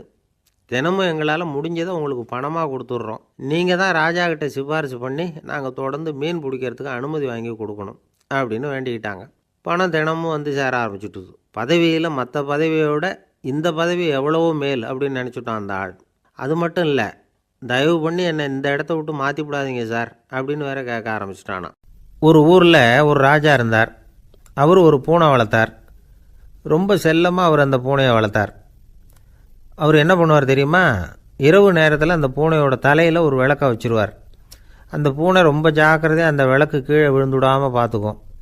தலையை ஆட்டாமல் ரொம்ப நிதானமாக ராஜா பின்னாடி நடந்து போய்கிட்டே இருக்கும். அந்த விளக்கு வெளிச்சத்தில் எல்லா வேலைகளையும் செஞ்சுருவார். கையில் ஒரு விளக்கை தனியாக எடுத்துகிட்டு போக வேண்டிய அவசியமே இல்லை. விளக்கை தூக்கிட்டு போகிற வேலையை அந்த பூனை பார்த்துக்கும். அதனால் ராஜாவுக்கு அந்த பூனை மேலே ரொம்ப பிரியம். மந்திரிகளையெல்லாம் கூப்பிட்டு அவங்கக்கிட்ட சொல்லுவார், பார்த்தீங்களா இந்த பூனை எவ்வளவு விசுவாசமாக நடக்குது, என் பேரில் எவ்வளவு மரியாதை பார்த்தீங்களா அதுக்கு அப்படிம்பார். இதை கேட்டுவிட்டு அங்கேருந்து அமைச்சர்களில் ஒருத்தர் சொன்னார், மன்னா நீங்கள் சொல்கிறது சரிதான், இருந்தாலும் இந்த பூனையோட விசுவாசத்தை நாம் கொஞ்சம் சோதித்து பார்க்க வேண்டியிருக்கு அப்படின்னாராம். சரி, உங்கள் ஆசையை ஏன் கெடுக்கணும், நல்லா சோதித்து பாருங்கள் அப்படின்னு சொல்லிவிட்டார் ராஜா. உடனே அந்த அமைச்சர் என்ன பண்ணார் தெரியுமா? எங்கேயோ புறப்பட்டு போனார். ஒரு 5-6 எலிகளை பிடிச்சிக்கிட்டு வந்தார். அரண்மனையில் ராஜா ஏதோ வேலை பார்த்துக்கிட்டு இருக்கிறாரு. பக்கத்தில் அந்த பூனை ரொம்ப பணிவாக நின்றுக்கிட்டு இருக்குது. அது தலையில் விளக்கு எரிஞ்சிக்கிட்டு இருக்கு. அமைச்சர் தான் பிடிச்சிக்கிட்டு வந்த எலிகளை அந்த பூனை பார்வையில் படுறது மாதிரி எதிரில் விட்டார். அந்த எலிகள்லாம் அங்கேயும் இங்கேயும் ஓட ஆரம்பிச்சிது. அதை பார்த்தது பூனை, அவ்வளவுதான். தலையில் இருக்கிற விளக்கை பற்றியும் கவலைப்படலை, ராஜாவை பற்றியும் கவலைப்படலை. ஒரே பாய்ச்சலாக பாஞ்சு எலிகளை துரத்த ஆரம்பிச்சுட்டுது. தலையில் இருந்த விளக்கு எங்கேயோ போய் விழுந்தது, அணைஞ்சு போச்சு. இருட்டில் ராஜா தடுமாற ஆரம்பிச்சுட்டார். இந்த சமயத்தில் அந்த அமைச்சர் மறுபடியும் விளக்கை ஏற்றினார். வெளிச்சம் வந்தது. அதுக்கப்புறம் அந்த அமைச்சர் பேசினார், அரசே, பூனையோட விசுவாசத்தை பார்த்தீங்களா? எலி அது கண்ணில் படுற வரைக்கும் தான் விசுவாசமாக இருந்தது. அது மாதிரி எலியை பார்த்ததும் எல்லாத்தையும் விட்டுட்டு அதை துரத்த ஆரம்பிச்சுட்டு பார்த்தீங்களா? தான் வந்து அந்த பூனையை பற்றி நினச்சது தப்புங்கிறது அதுக்கப்புறம் தான் அந்த ராஜாவுக்கு புரிஞ்சுதான். சரி, இப்போ எதுக்கு இந்த கதையெல்லாம் அப்படிங்கிறீங்களா? இந்த பூனை மாதிரி தான் நம்ம மனசும். மனசை வந்து எவ்வளவு தான் பயிற்சி கொடுத்து பக்குவமாக வச்சுருந்தாலும் பார்க்குறதுக்கு பரமசாது மாதிரி தான் இருக்கும். பார்க்க வேண்டியதை பார்த்துட்டுதுன்னா பாஞ்சிரும். இந்த பூனை மாதிரி புலன் இன்ப பொருள்கள் கிட்டாத வரைக்கும் மனம் அடங்கி இருக்கிறது மாதிரி தான் தெரியும். கொஞ்சம் வாய்ப்பு கிடைச்சாலும் அது குதிக்க ஆரம்பிச்சிரும், தப்பு பண்ண ஆரம்பிச்சிரும். பெரிய பெரிய முனிவர்கள் வாழ்க்கையில் நடந்த வீழ்ச்சி இதை தான் நிரூபிக்குது. புலன்களின் ஆற்றல் அதிகம். அதனால் மனக்கட்டுப்பாடு பயிற்சிகளில் ரொம்ப எச்சரிக்கையாக இருக்கணுங்கிறார் சுவாமி சிவானந்தர். மது பழக்கத்தையே விட்டுவிட்டேன்னு உறுதியாக இருப்பான். கடை கண்ணில் பட்டுவிட்டதுன்னா கால் அவனை கேட்காமலே இழுத்துக்கிட்டு உள்ளே போயிடும். இதுதான் மனசுங்கிறது. அதுதான் அந்த ராஜா வளர்த்த பூனை. நம்மால் ஒருத்தன் அந்த ராஜா பூனை தலையில் விளக்க வச்சது மாதிரி இவன் தன்னுடைய தலையிலேயே ஒரு விளக்கை ஏற்றி வச்சுக்கிட்டு என்னத்தையோ தேட ஆரம்பித்தான். தேடிக்கிட்டு இருக்கிறான். தலையை ஆட்டாமல் நிதானமாக நடந்து ரொம்ப நேரமாக தேடிகிட்டு இருக்கிறான். அந்த சமயம் அங்கே வந்த ஒருத்தர், என்னத்தை தேடுறீங்கன்னு கேட்டார். அதுதான் மறந்து போச்சு அப்படின்னு இழுத்தான். சரி, கொஞ்சம் இப்படி உட்காருங்க, ஞாபகம் வந்ததும் தேட ஆரம்பிக்கலாம் அப்படின்னார் அவர். இவன் கொஞ்ச நேரம் உட்காந்து யோசித்தான். அப்புறம் திடீர்னு எழுந்திரிச்சான். ஞாபகம் வந்துட்டுதுன்னா. என்னன்னு கேட்டார். எங்கள் வீட்டில் இருந்த விளக்கை எங்கே வச்சேன்னு தெரியல, அதை தான் தேடிக்கிட்டு இருக்கிறேன். ஏற்றி வைக்கலாம்னு பார்க்குறேன் அப்படின்னா. ஒரு ராஜா இருந்தார். நாடு பூராவும் நிறைய மரங்களை நட்டு வளர்க்கணுங்கிறது அவரோட ஆசை. தானே அதுக்கு முன்மாதிரியாக இருக்கணும்னு நினச்சார். அரண்மனையை சுற்றி மரங்களை நட்டு வளர்த்தார். இதை பார்த்துட்டு ஜனங்களும் அவங்கவுங்க வீட்டை சுற்றி மரக்கன்றுகளை நட்டு வளர்த்தாங்க. கொஞ்ச காலத்தில் ஊர் பூரா பசுமையாக மாறிச்சு. எல்லாருக்கும் சந்தோஷமாக இருந்தது. இது ஒரு பக்கம் இருக்கட்டும். இப்போ நான் சொல்ல போகிற கதை வேறு. அதாவது அந்த ராஜா ஒரு நாள் தன்னுடைய அரண்மனையை சுற்றி இருக்கிற விதவிதமான மரங்களை எல்லாம் போய் பார்த்தார். எப்படி இருக்கிறீங்க அப்படின்னு ஒவ்வொரு மரத்துக்கிட்டையும் விசாரிச்சாராம். எந்த மரமும் சந்தோஷமாக இருக்கிறதா தெரியல. அது அதுக்கும் மனசில் ஒரு குறை. முதல்ல ஆலமரத்துக்கிட்ட போனார். அது சொல்லிச்சு, மண்ணா நான் நல்லா பெருசாக வளர்ந்துருக்கிறேன், அடர்த்தியாக இருக்கிறேன், கிளையெல்லாம் 4 பக்கமும் நல்லா படர்ந்து தான் இருக்குது, இருந்தாலும் எந்த பிரயோஜனமும் இருக்கிறதா தெரியல எனக்கு. என்னுடைய பழம்லாம் ரொம்ப சின்னதாக இருக்குது, என் கண்ணுக்கு சரியாக புறப்பட மாட்டேங்குது. நான் இருக்கிற சைஸுக்கு என்னுடைய கிளையில் இருக்கிற பழம்லாம் எவ்வளோ பெருசாக இருக்கணும், அது இத்தினூண்டு இருக்கிறது எனக்கு பெரிய அவமானமாக இருக்குது. இப்படி இங்கே நின்றுக்கிட்டு இருக்கிறதே ரொம்ப கூச்சமாக இருக்குது. ஒரு நல்ல புயல் வந்ததுன்னா பேசாமல் சாஞ்சு விடலாமான்னு பார்க்குறேன் அப்படின்னு புலம்புது ஆலமரம். சரி இருக்கட்டும்னு நினச்சிக்கிட்டு ராஜா அடுத்தபடியாக ஒரு அத்தி மரத்துக்கிட்ட போனார். அதுவும் புலம்ப ஆரம்பிச்சுட்டுது. நான் கூட பெரிய மரம்தான், இல்லை இலையெல்லாம் அழகாக தான் இருக்குது, பழம் அழகாக இருக்குது, இருந்தாலும் உள்ள விஷயம் இல்லையே, அத்தி பழத்தை புட்டு பார்த்தா அத்தனையும் சொத்தை அப்படின்னு பழமொழியே உண்டாயிட்டுதே, இப்படி ஒரு கெட்ட பேரோடு நான் இருக்கணுமா அப்படின்னு புலம்புது அது. சரி இது இருக்கட்டும் அப்படின்னு சொல்லி அடுத்தபடியாக வேப்ப மரத்துக்கிட்ட போனார். அது தன்னுடைய வேதனையை வெளியிட்டது. எனக்கு எவ்வளவோ மருத்துவ குணங்கள்லாம் இருக்கிறதா சொல்லிக்கிறாங்க, இருந்தாலும் என்ன பிரயோஜனம், என்னுடைய பழத்தை மனிதர்கள் யாரும் விரும்பி சாப்பிட்றது இல்லையே அப்படின்னுது. ராஜா அடுத்தாப்புல இருந்த ஒரு பனை மரத்துக்கிட்ட போனார். நான் நல்லா உயரமாக தான் வளர்ந்துருக்கிறேன், மற்ற மரங்கள்லாம் என்னை அண்ணாந்து தான் பார்க்கணும், இருந்தாலும் என்கிட்ட நிழலுக்காக யாரும் ஒதுங்கிறது இல்லையே அப்படின்னுது. என்ன இது எல்லா மரமும் இப்படி திருப்தி இல்லாமல் இருந்துக்கிட்டு இருக்குதே அப்படின்னு நினச்சிக்கிட்டே ராஜா அடுத்தபடியாக அங்கே இருந்த ஒரு பைன் மரத்துக்கிட்ட போனார். அழகாக உயரமாக பசுமையாக தான் இருந்தது, ஆனால் பழமோ பூவோ கிடையாது. அதை நினச்சி அது வருத்தப்பட்டுக்கிட்டு இருக்குது. ஓக் மரம் அது ஒன்று நின்றுட்டு இருந்தது. அது என்ன சொல்லிச்சுன்னா, இலையுதிர் காலத்தில் என் மேலே இருக்கிற எல்லா இலைகளும் உதிர்ந்து போடுது, முடி கொட்டின மனிதர்கள் மாதிரி மொட்டையாக நான் நிற்க வேண்டியிருக்குது, என்ன வாழ்க்கை இது அப்படின்னு சொல்லி அழுத்துக்கிட்டது. சரி புளிய மரம் என்ன சொல்லுது பார்ப்போம்னு அதுக்கிட்ட போனால், என்னுடைய நிழலில் யாருமே தங்க மாட்டாங்க, உடம்புக்கு சூடுன்னு ஒதுங்கி போயிடுவாங்க, அடிமரத்தை பார்த்தீங்கன்னா பட்டையெல்லாம் உறிஞ்சி பார்க்குறதுக்கே கேவலமாக இருப்பேன் அப்படின்னுது அது. முருங்கை மரம் என்ன சொல்லிச்சு தெரியுமா, என்னுடைய இலை காயெல்லாம் சாப்பிட்றவங்களுக்கு சத்து கொடுக்கறது வாசம்தான், ஆனால் என் உடம்புல சத்தே கிடையாது, கொஞ்சம் வேகமாக காற்று அடிச்சதுன்னா முறிஞ்சி விழுந்துடுறேன், என்ன வாழ்க்கை இது அப்படின்னு சொல்லி அது வருத்தப்பட்டது. ராஜா யோசனை பண்ணார், என்ன இது மரங்கள் பூமியின் வரங்கள்னு சொல்கிறோம், மழை பெய்யறதுக்கு அதுதான் காரணம், பூமி செழிப்பாக இருக்கிறதுக்கும் அதுதான் காரணம், வீடு கட்டுறதுக்கு மரம், நாற்காலி செய்ய உபயோகப்படுத்துறதுக்கும் அதுதான் உபயோகப்படுது, மனுஷனுக்கு வேண்டிய ஆகாரங்களையும் கொடுக்குது, இப்படிலாம் இருந்தும் எல்லா மரமும் நிம்மதி இல்லாமல் இருந்துக்கிட்டு இருக்குதே அப்படின்னு நினச்சார். அப்போது அங்கே இருந்த ஒரு மகிழ மரம் அவர் கண்ணில் பட்டுது. அந்த மரம் மட்டும் கொஞ்சம் நிம்மதியாக மகிழ்ச்சியாக இருக்கிறது மாதிரி தெரிஞ்சுது. உடனே ராஜா அதுக்கிட்ட போனார். உனக்கு மனசில் எதுவும் குறை இல்லையான்னு கேட்டார். இல்லை நான் சந்தோஷமாக தான் இருக்கேன்னு அந்த மகிழ மரம். அப்படியான்னு ஆச்சரியமாக கேட்டார் ராஜா. ஆமாம் மன்னா, இந்த இடத்துல நீங்கள் ஒரு முருங்கை மரத்தையோ வேப்ப மரத்தையோ கூட நட்டிருக்கலாம், ஆனால் இந்த இடத்துல நடுறதுக்கு என்ன தேர்ந்தெடுத்துருக்குறீங்க, அதுவே எனக்கு பெருமை, அதுவே எனக்கு திருப்தி அப்படின்னு தான் மகிழ மரம். மகிழ மரம் சாதாரணமாக தான் இருக்கும், இளம் மஞ்சள் நிறத்தில் பூக்கள், அது காய்ந்தும் மனம் வீசும். மகிழ மரம் மாதிரி மன திருப்தியோடு வாழறதுக்கு நாம் கற்றுக்கணுமா. நாம் இந்த உலகத்தில் ஒரு நாயாவோ நரியாவோ கூட பிறந்திருக்கலாம், மனுஷனாக பிறந்திருக்கிறோம், அதுவே பெருமை தானே. இந்த நிறைவு தான் மகிழ்ச்சியின் ரகசியம். ஒரு பையன் அப்பா கிட்ட போய், அப்பா நீங்கள் இந்த உலகத்தில் ஒரு மனுஷனாக பிறந்தது என்னோட அதிர்ஷ்டம் நானா. ஏண்டா அப்படி சொல்கிறேன்னு இருக்கார் அப்பா. நீங்கள் ஒரு கரடியாக பிறந்திருந்தா இந்நேரம் நானும் ஒரு கரடி குட்டியாக தானே இருந்திருப்பேன் அப்படின்னு நானா பையன். ஒரு ஊரில் ஒரு ராஜா இருந்தார். அந்த ராஜாவுக்கு ஒரு மந்திரி. ராஜா ரொம்ப நியாயமானவர், நேர்மையானவர், கண்டிப்பானவர். தப்பு செய்கிறது யாராக இருந்தாலும் தண்டனை கொடுப்பார். வேண்டியவங்களுக்கு ஒரு நியாயம், வேண்டாதவங்களுக்கு ஒரு நியாயங்கிறதெல்லாம் அவர்கிட்ட கிடையாது. ஒரு சமயம் அரசவையில் அந்த அமைச்சரே விதிமுறைகளுக்கு புறம்பாக ஏதோ நடந்துக்கிட்டு இருக்கார். மன்னருக்கு கோபம் வந்துட்டுது. உடனே அந்த அமைச்சரை கிட்டத்தில் கூப்பிட்டு அவர் கன்னத்தில் ஓங்கி ஒரு அறை கொடுத்துட்டாராம். உடனே அந்த அமைச்சர் என்ன பண்ணார் தெரியுமா, நேராக போனார், அங்கே நின்றுக்கிட்டு இருந்த இன்னொருத்தர் கன்னத்தில் ஓங்கி அரைஞ்சார். அறை வாங்கினவர் திகைச்சு போயிட்டார். இவர் ஏன் நம்மளை வந்து அறையிறார் அப்படின்னு யோசனை பண்ணார். மன்னரும் திகைச்சு போயிட்டார். நாம் இவரை அரைஞ்சா அதுக்காக இவர் போய் இன்னொருத்தரை அரையணுமா அப்படின்னு யோசனை பண்ணார். இவருக்கு என்ன பைத்தியமானு கூட நினைக்க ஆரம்பிச்சிட்டார். ஆனால் என்ன ஆச்சுன்னா, அப்புறம் அமைச்சர் அவர் கவனிச்சிக்கிட்டு இருந்தாரா, அவர் இன்னொருத்தரை அரைஞ்சார் இல்லையா, அந்த அறை வாங்கின ஆசாமியை பார்த்து கத்திக்கிட்டு இருந்தார். யார்? அமைச்சர். ஏன்பா என்கிட்ட அறையை வாங்கிக்கிட்டு இப்படி விவரம் இல்லாமல் நின்றுட்டு இருக்கிறியே, நான் உனக்கு கொடுத்ததை நீ வேறு யாருக்கிட்டையாவது கொடுத்துரு அப்படின்னார். உடனே அந்த ஆள் பார்த்தான், தனக்கு அடுத்தபடியாக நின்றுக்கிட்டு இருந்தவனை ஓங்கி ஒரு அறை அரைஞ்சான். அவன் கன்னத்தை தடவிட்டே யோசனை பண்ணான். இது ஏதோ புரிஞ்சுக்கிட்ட மாதிரி அடுத்தாப்பில் நின்றுக்கிட்டு இருந்தவனை அரைஞ்சான். இப்படி இந்த அறை வந்து மாறி மாறி போய்கிட்டே இருக்குது. ஊர் பூரா பிரயாணம் பண்ண ஆரம்பிச்சுட்டுது. அன்னைக்கு ராத்திரி அந்த ராஜா படுக்கிறதுக்காக போனார். அந்த நேரம் பார்த்து அவர் கன்னத்தில் பலார்னு ஒரு அறை விழுந்தது. நம்மளே அரையிறது யார் அப்படின்னு அதிர்ச்சியோட மன்னர் திரும்பி பார்க்குறாரு. அரைஞ்சது அவரோட மனைவி. என்னாச்சு உனக்குன்னு கத்துனார் ராஜா. உங்களுக்கு தெரியாதா, ஊர் பூரா ஒருத்தர் மாற்றி ஒருத்தர் மூலமாக இந்த அறை வந்து பிரயாணம் பண்ணிக்கிட்டு வருது அப்படின்னாங்க அந்த அம்மா. அப்படின்னா ஆரம்பித்த இடத்துக்கே வந்துட்டுதா அப்படின்னாராம் மன்னர். என்ன சொல்கிறீங்கன்னு கேட்டிருக்காங்க. இவர் விவரத்தை சொன்னாராம். அப்படின்னா நீங்கள் ஆரம்பித்து வச்ச இந்த விளையாட்டை நான் முடிச்சு வச்சுட்டேன் அப்படின்னாங்களாம் அந்த அம்மா. மறுநாள் காலை மறுபடியும் அரசவை கூடிச்சு அந்த அமைச்சர் மன்னரை பார்த்து கேட்டார்.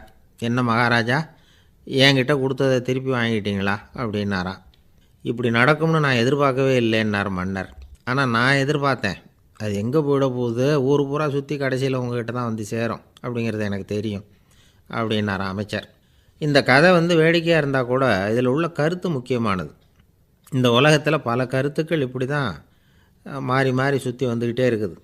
நம்மால் ஒருத்தன் தன்னுடைய நண்பன் ஒருத்தனை கடத்தெருவில் பார்த்தான். உடனே ஓடி போய் பலார்னு ஒரு அறை கொடுத்தானா. அவன் கன்னத்தை தடவிட்டு ஏன்டா என்னை அரைஞ்சேன்னு கேட்டிருக்கான். நீ ஏன்டா என்னை முட்டாள்னு என் மனைவிட்ட போய் சொன்னேன் அப்படின்ட்டுருக்கான் அவன். உன்னை ஒரு முட்டாள்னு சொன்னதுக்காகவா நீ என்னை அரைஞ்ச அப்படின்னு கேட்டிருக்கான் இவன். டேய், நான் அதுக்காக அறையலப்பா, அது ஒரு பெரிய ரகசியம் நான் முட்டாளுங்கிறது.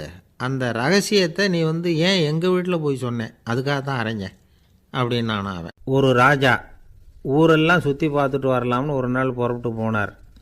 ஒரு இடத்துல தறி நெசவு வேலை ரொம்ப மும்முரமாக நடந்துக்கிட்டு இருந்தது.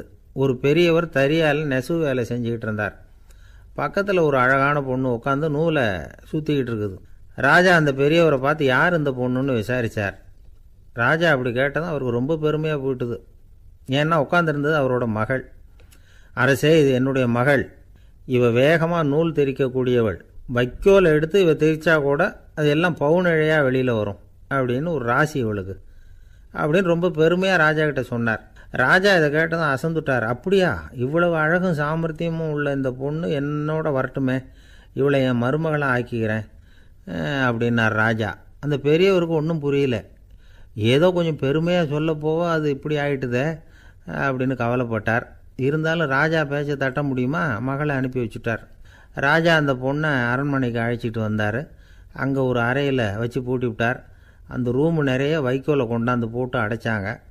3 ராட்டைகள் வேறு வச்சுருந்தாங்க. நாளைக்கு பொழுது விடியறதுக்குள்ளே நீ இந்த வைக்கோலையெல்லாம் தங்க இழைகளாக மாற்றி காட்டணும். நாளைக்கு காலம்புறம் வந்து நான் இந்த அறை கதவை திறப்பேன். உன் தகப்பன் சொன்னது மாதிரி எல்லாம் தங்கமாக மாறி இருக்கணும், இல்லைன்னா நீ உயிர் தப்ப முடியாது அப்படின்னு உத்தரவு போட்டார். பாவம் அந்த பொண்ணு என்ன பண்ணும், பகல் பூரா அழுதுகிட்டே உட்காந்துருக்குது. ராத்திரி பூராவும் தூக்கம் வரல. மறுநாள் அதிகாலை நேரத்தில் யாரோ கதவை தட்டுற சத்தம் கேட்டுது.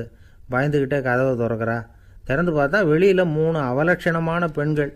ஒருத்திக்கு வந்து கால் அகலமாக முறை மாதிரி இருக்குது, இன்னொருத்திக்கு கட்டை விரல் கரண்டி மாதிரி பெருசாக இருக்குது, 3ஆவது பொண்ணுக்கு உதடு தடித்து ரப்பர் மாதிரி தொங்கிக்கிட்டு இருக்கு. யார் நீங்கள், உங்களுக்கு என்ன வேணும் அப்படின்னு கேட்குது இந்த பொண்ணு. நாங்கள் உங்களுக்கு உதவி செய்கிறதுக்கு தான் வந்திருக்கிறோம் அப்படின்னு சொல்லி உள்ளே வந்தாங்க. உட்காந்தாங்க. கொஞ்ச நேரத்துக்குள்ளே உள்ளே இருந்த வைக்கோலையெல்லாம் தங்க இழைகளாக மாற்றி கொடுத்துட்டு போயிட்டாங்க. காலையில் ராஜா வந்தார், பார்த்தார். ஆகா பேஷுனார். இன்னும் கொஞ்சம் வைக்கோலை கொண்டாந்து அந்த ரூமில் போட சொன்னார். இந்த வைக்கோலையும் இன்றைக்கி தங்கமாக மாற்றிவிடு, நாளைக்கு மறுநாள் உனக்கும் இளவரசனுக்கும் கல்யாணம்னு சொல்லிவிட்டார். இன்றைக்கி ராத்திரி அந்த 3 பொண்ணுங்களும் வந்தாங்க. வைக்கோலை பொண்ணு இழைகளாக மாற்றினாங்க, புறப்பட்டாங்க. இந்த பொண்ணு அவங்க காலில் விழுந்து வணங்கினா. என் உசுரை காப்பாற்றினீங்க, உங்களுக்கு நான் என்ன கைமாறு செய்ய போகிறேன் அப்படின்னா. பயப்படாத, நீ விரும்பினா எங்களுக்கு ஒரு உதவி செய்யலாம். உன்னுடைய கல்யாணத்துக்கு நாங்கள் 3 பேரும் வரோம். நீ எங்களை வந்து வரவேற்று ராஜாக்கிட்டேயும் இளவரசர்கிட்டையும் நாங்கள் வந்து உன்னோட பெரியப்பா பொண்ணுங்கன்னு சொல்லி அறிமுகப்படுத்தி வை, நாங்கள் விருந்து சாப்பிட்டுட்டு போயிடுறோம் அப்படின்னாங்க. ரொம்பவும் சந்தோஷமாக சரின்னு ஒத்துக்கிட்டா. கல்யாண நாள் வந்தது. கல்யாணம் ரொம்ப கோலாகலமாக நடந்துக்கிட்டு இருக்கு. எல்லா தேசத்து ராஜா ராணிகளும் வந்துக்கிட்டு இருக்கிறாங்க. அந்த 3 அவலட்சணமான பொண்ணுங்களும் வந்து சேர்ந்தாங்க. யார் இவங்கன்னு கேட்டார் ராஜா. என் பெரியப்பா பொண்ணுங்க அப்படின்னா அந்த பொண்ணு. காலும் உதடும் கட்டை விரலும் ஏன் இப்படி உங்களுக்கு அவலட்சணம் ஆயிட்டுது அப்படின்னு கேட்டார்.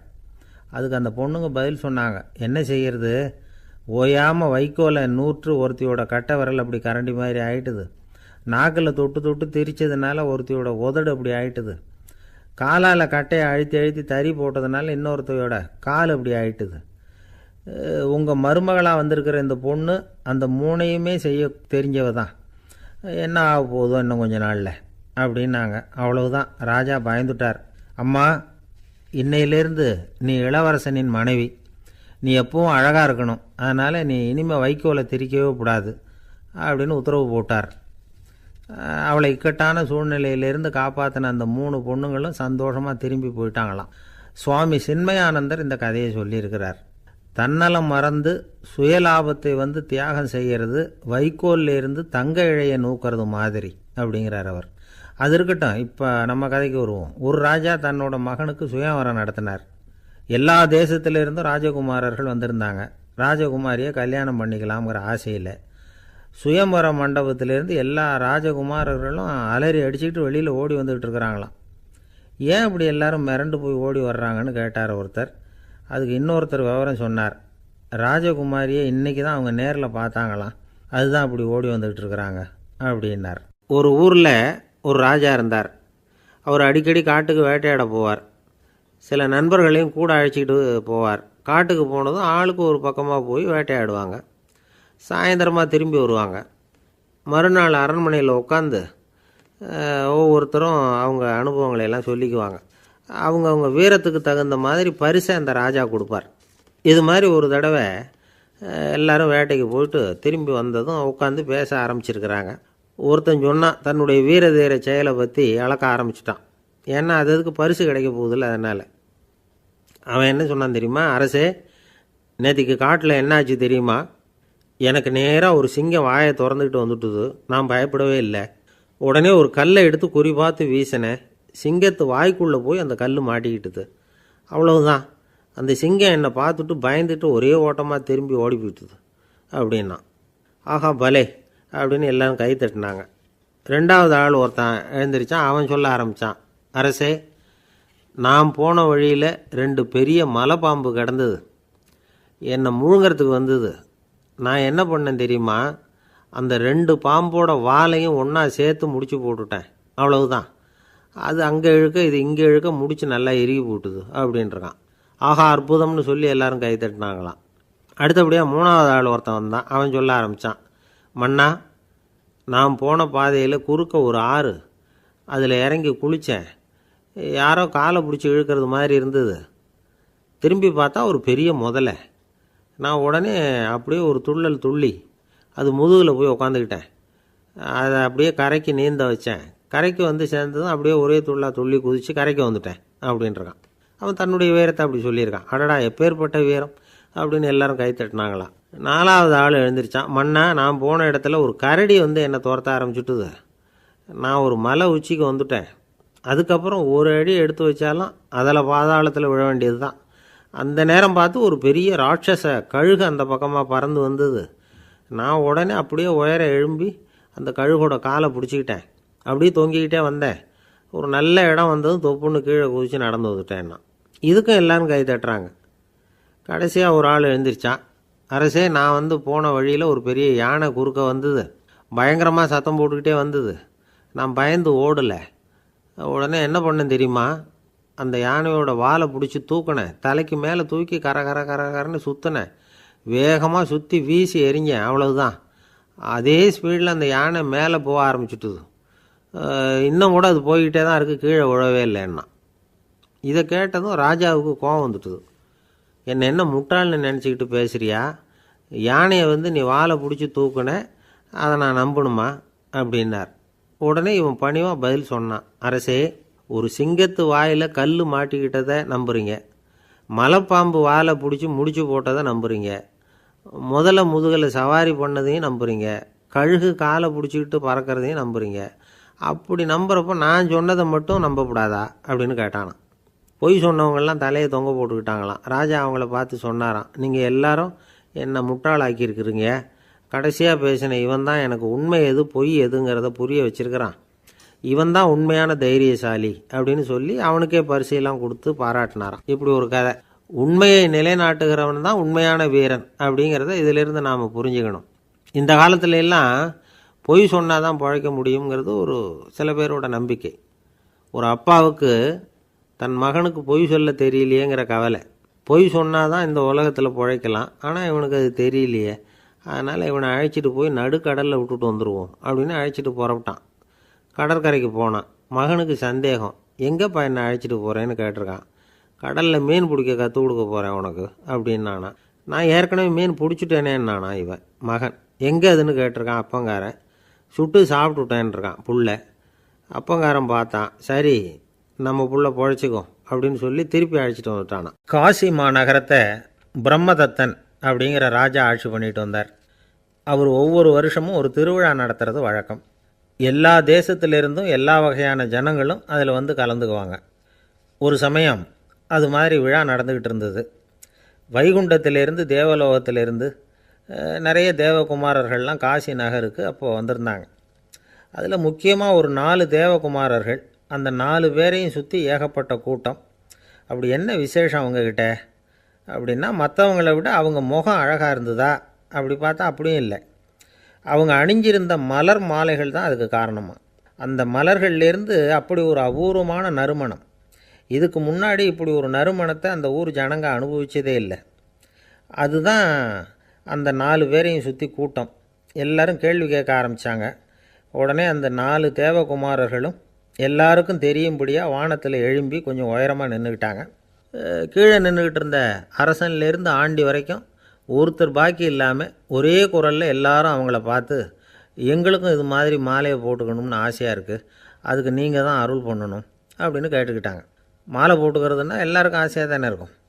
அந்த 4 தேவகுமாரர்களில் ஒருத்தர் புத்தர் பிரான். அவர் சொன்னார், பூலோகவாசிகளே, நான் சொல்கிறத கொஞ்சம் பொறுமையாக கேளுங்க. கக்காரு அப்படிங்கிற கற்பக விருஷத்தின் மலர்களால் தொடுக்கப்பட்டது இந்த மாலை. இதுக்கு நிறைய சக்தி உண்டு. எந்த காலமும் இது வாடாது, வாசனையும் குறையாது. ஆனால் இதை அணிந்து கொள்றதுக்கு சில தகுதிகள் தேவை அப்படின்னார். என்ன தகுதி அது சொல்லுங்களேன் அப்படின்னு ஏக காலத்தில் எல்லாரும் சத்தம் போட்டாங்க. தீய இயல்புகள் உள்ளவங்க, இழிந்த சிந்தனை இழிந்த செயல் உள்ளவங்க இந்த மாலையை அணிய முடியாது அப்படின்னார். அவ்வளோதான். கூட்டத்தில் சத்தம் போட்டவங்கள்லாம் மெதுவாக அப்படி அடங்க ஆரம்பிச்சிட்டாங்க.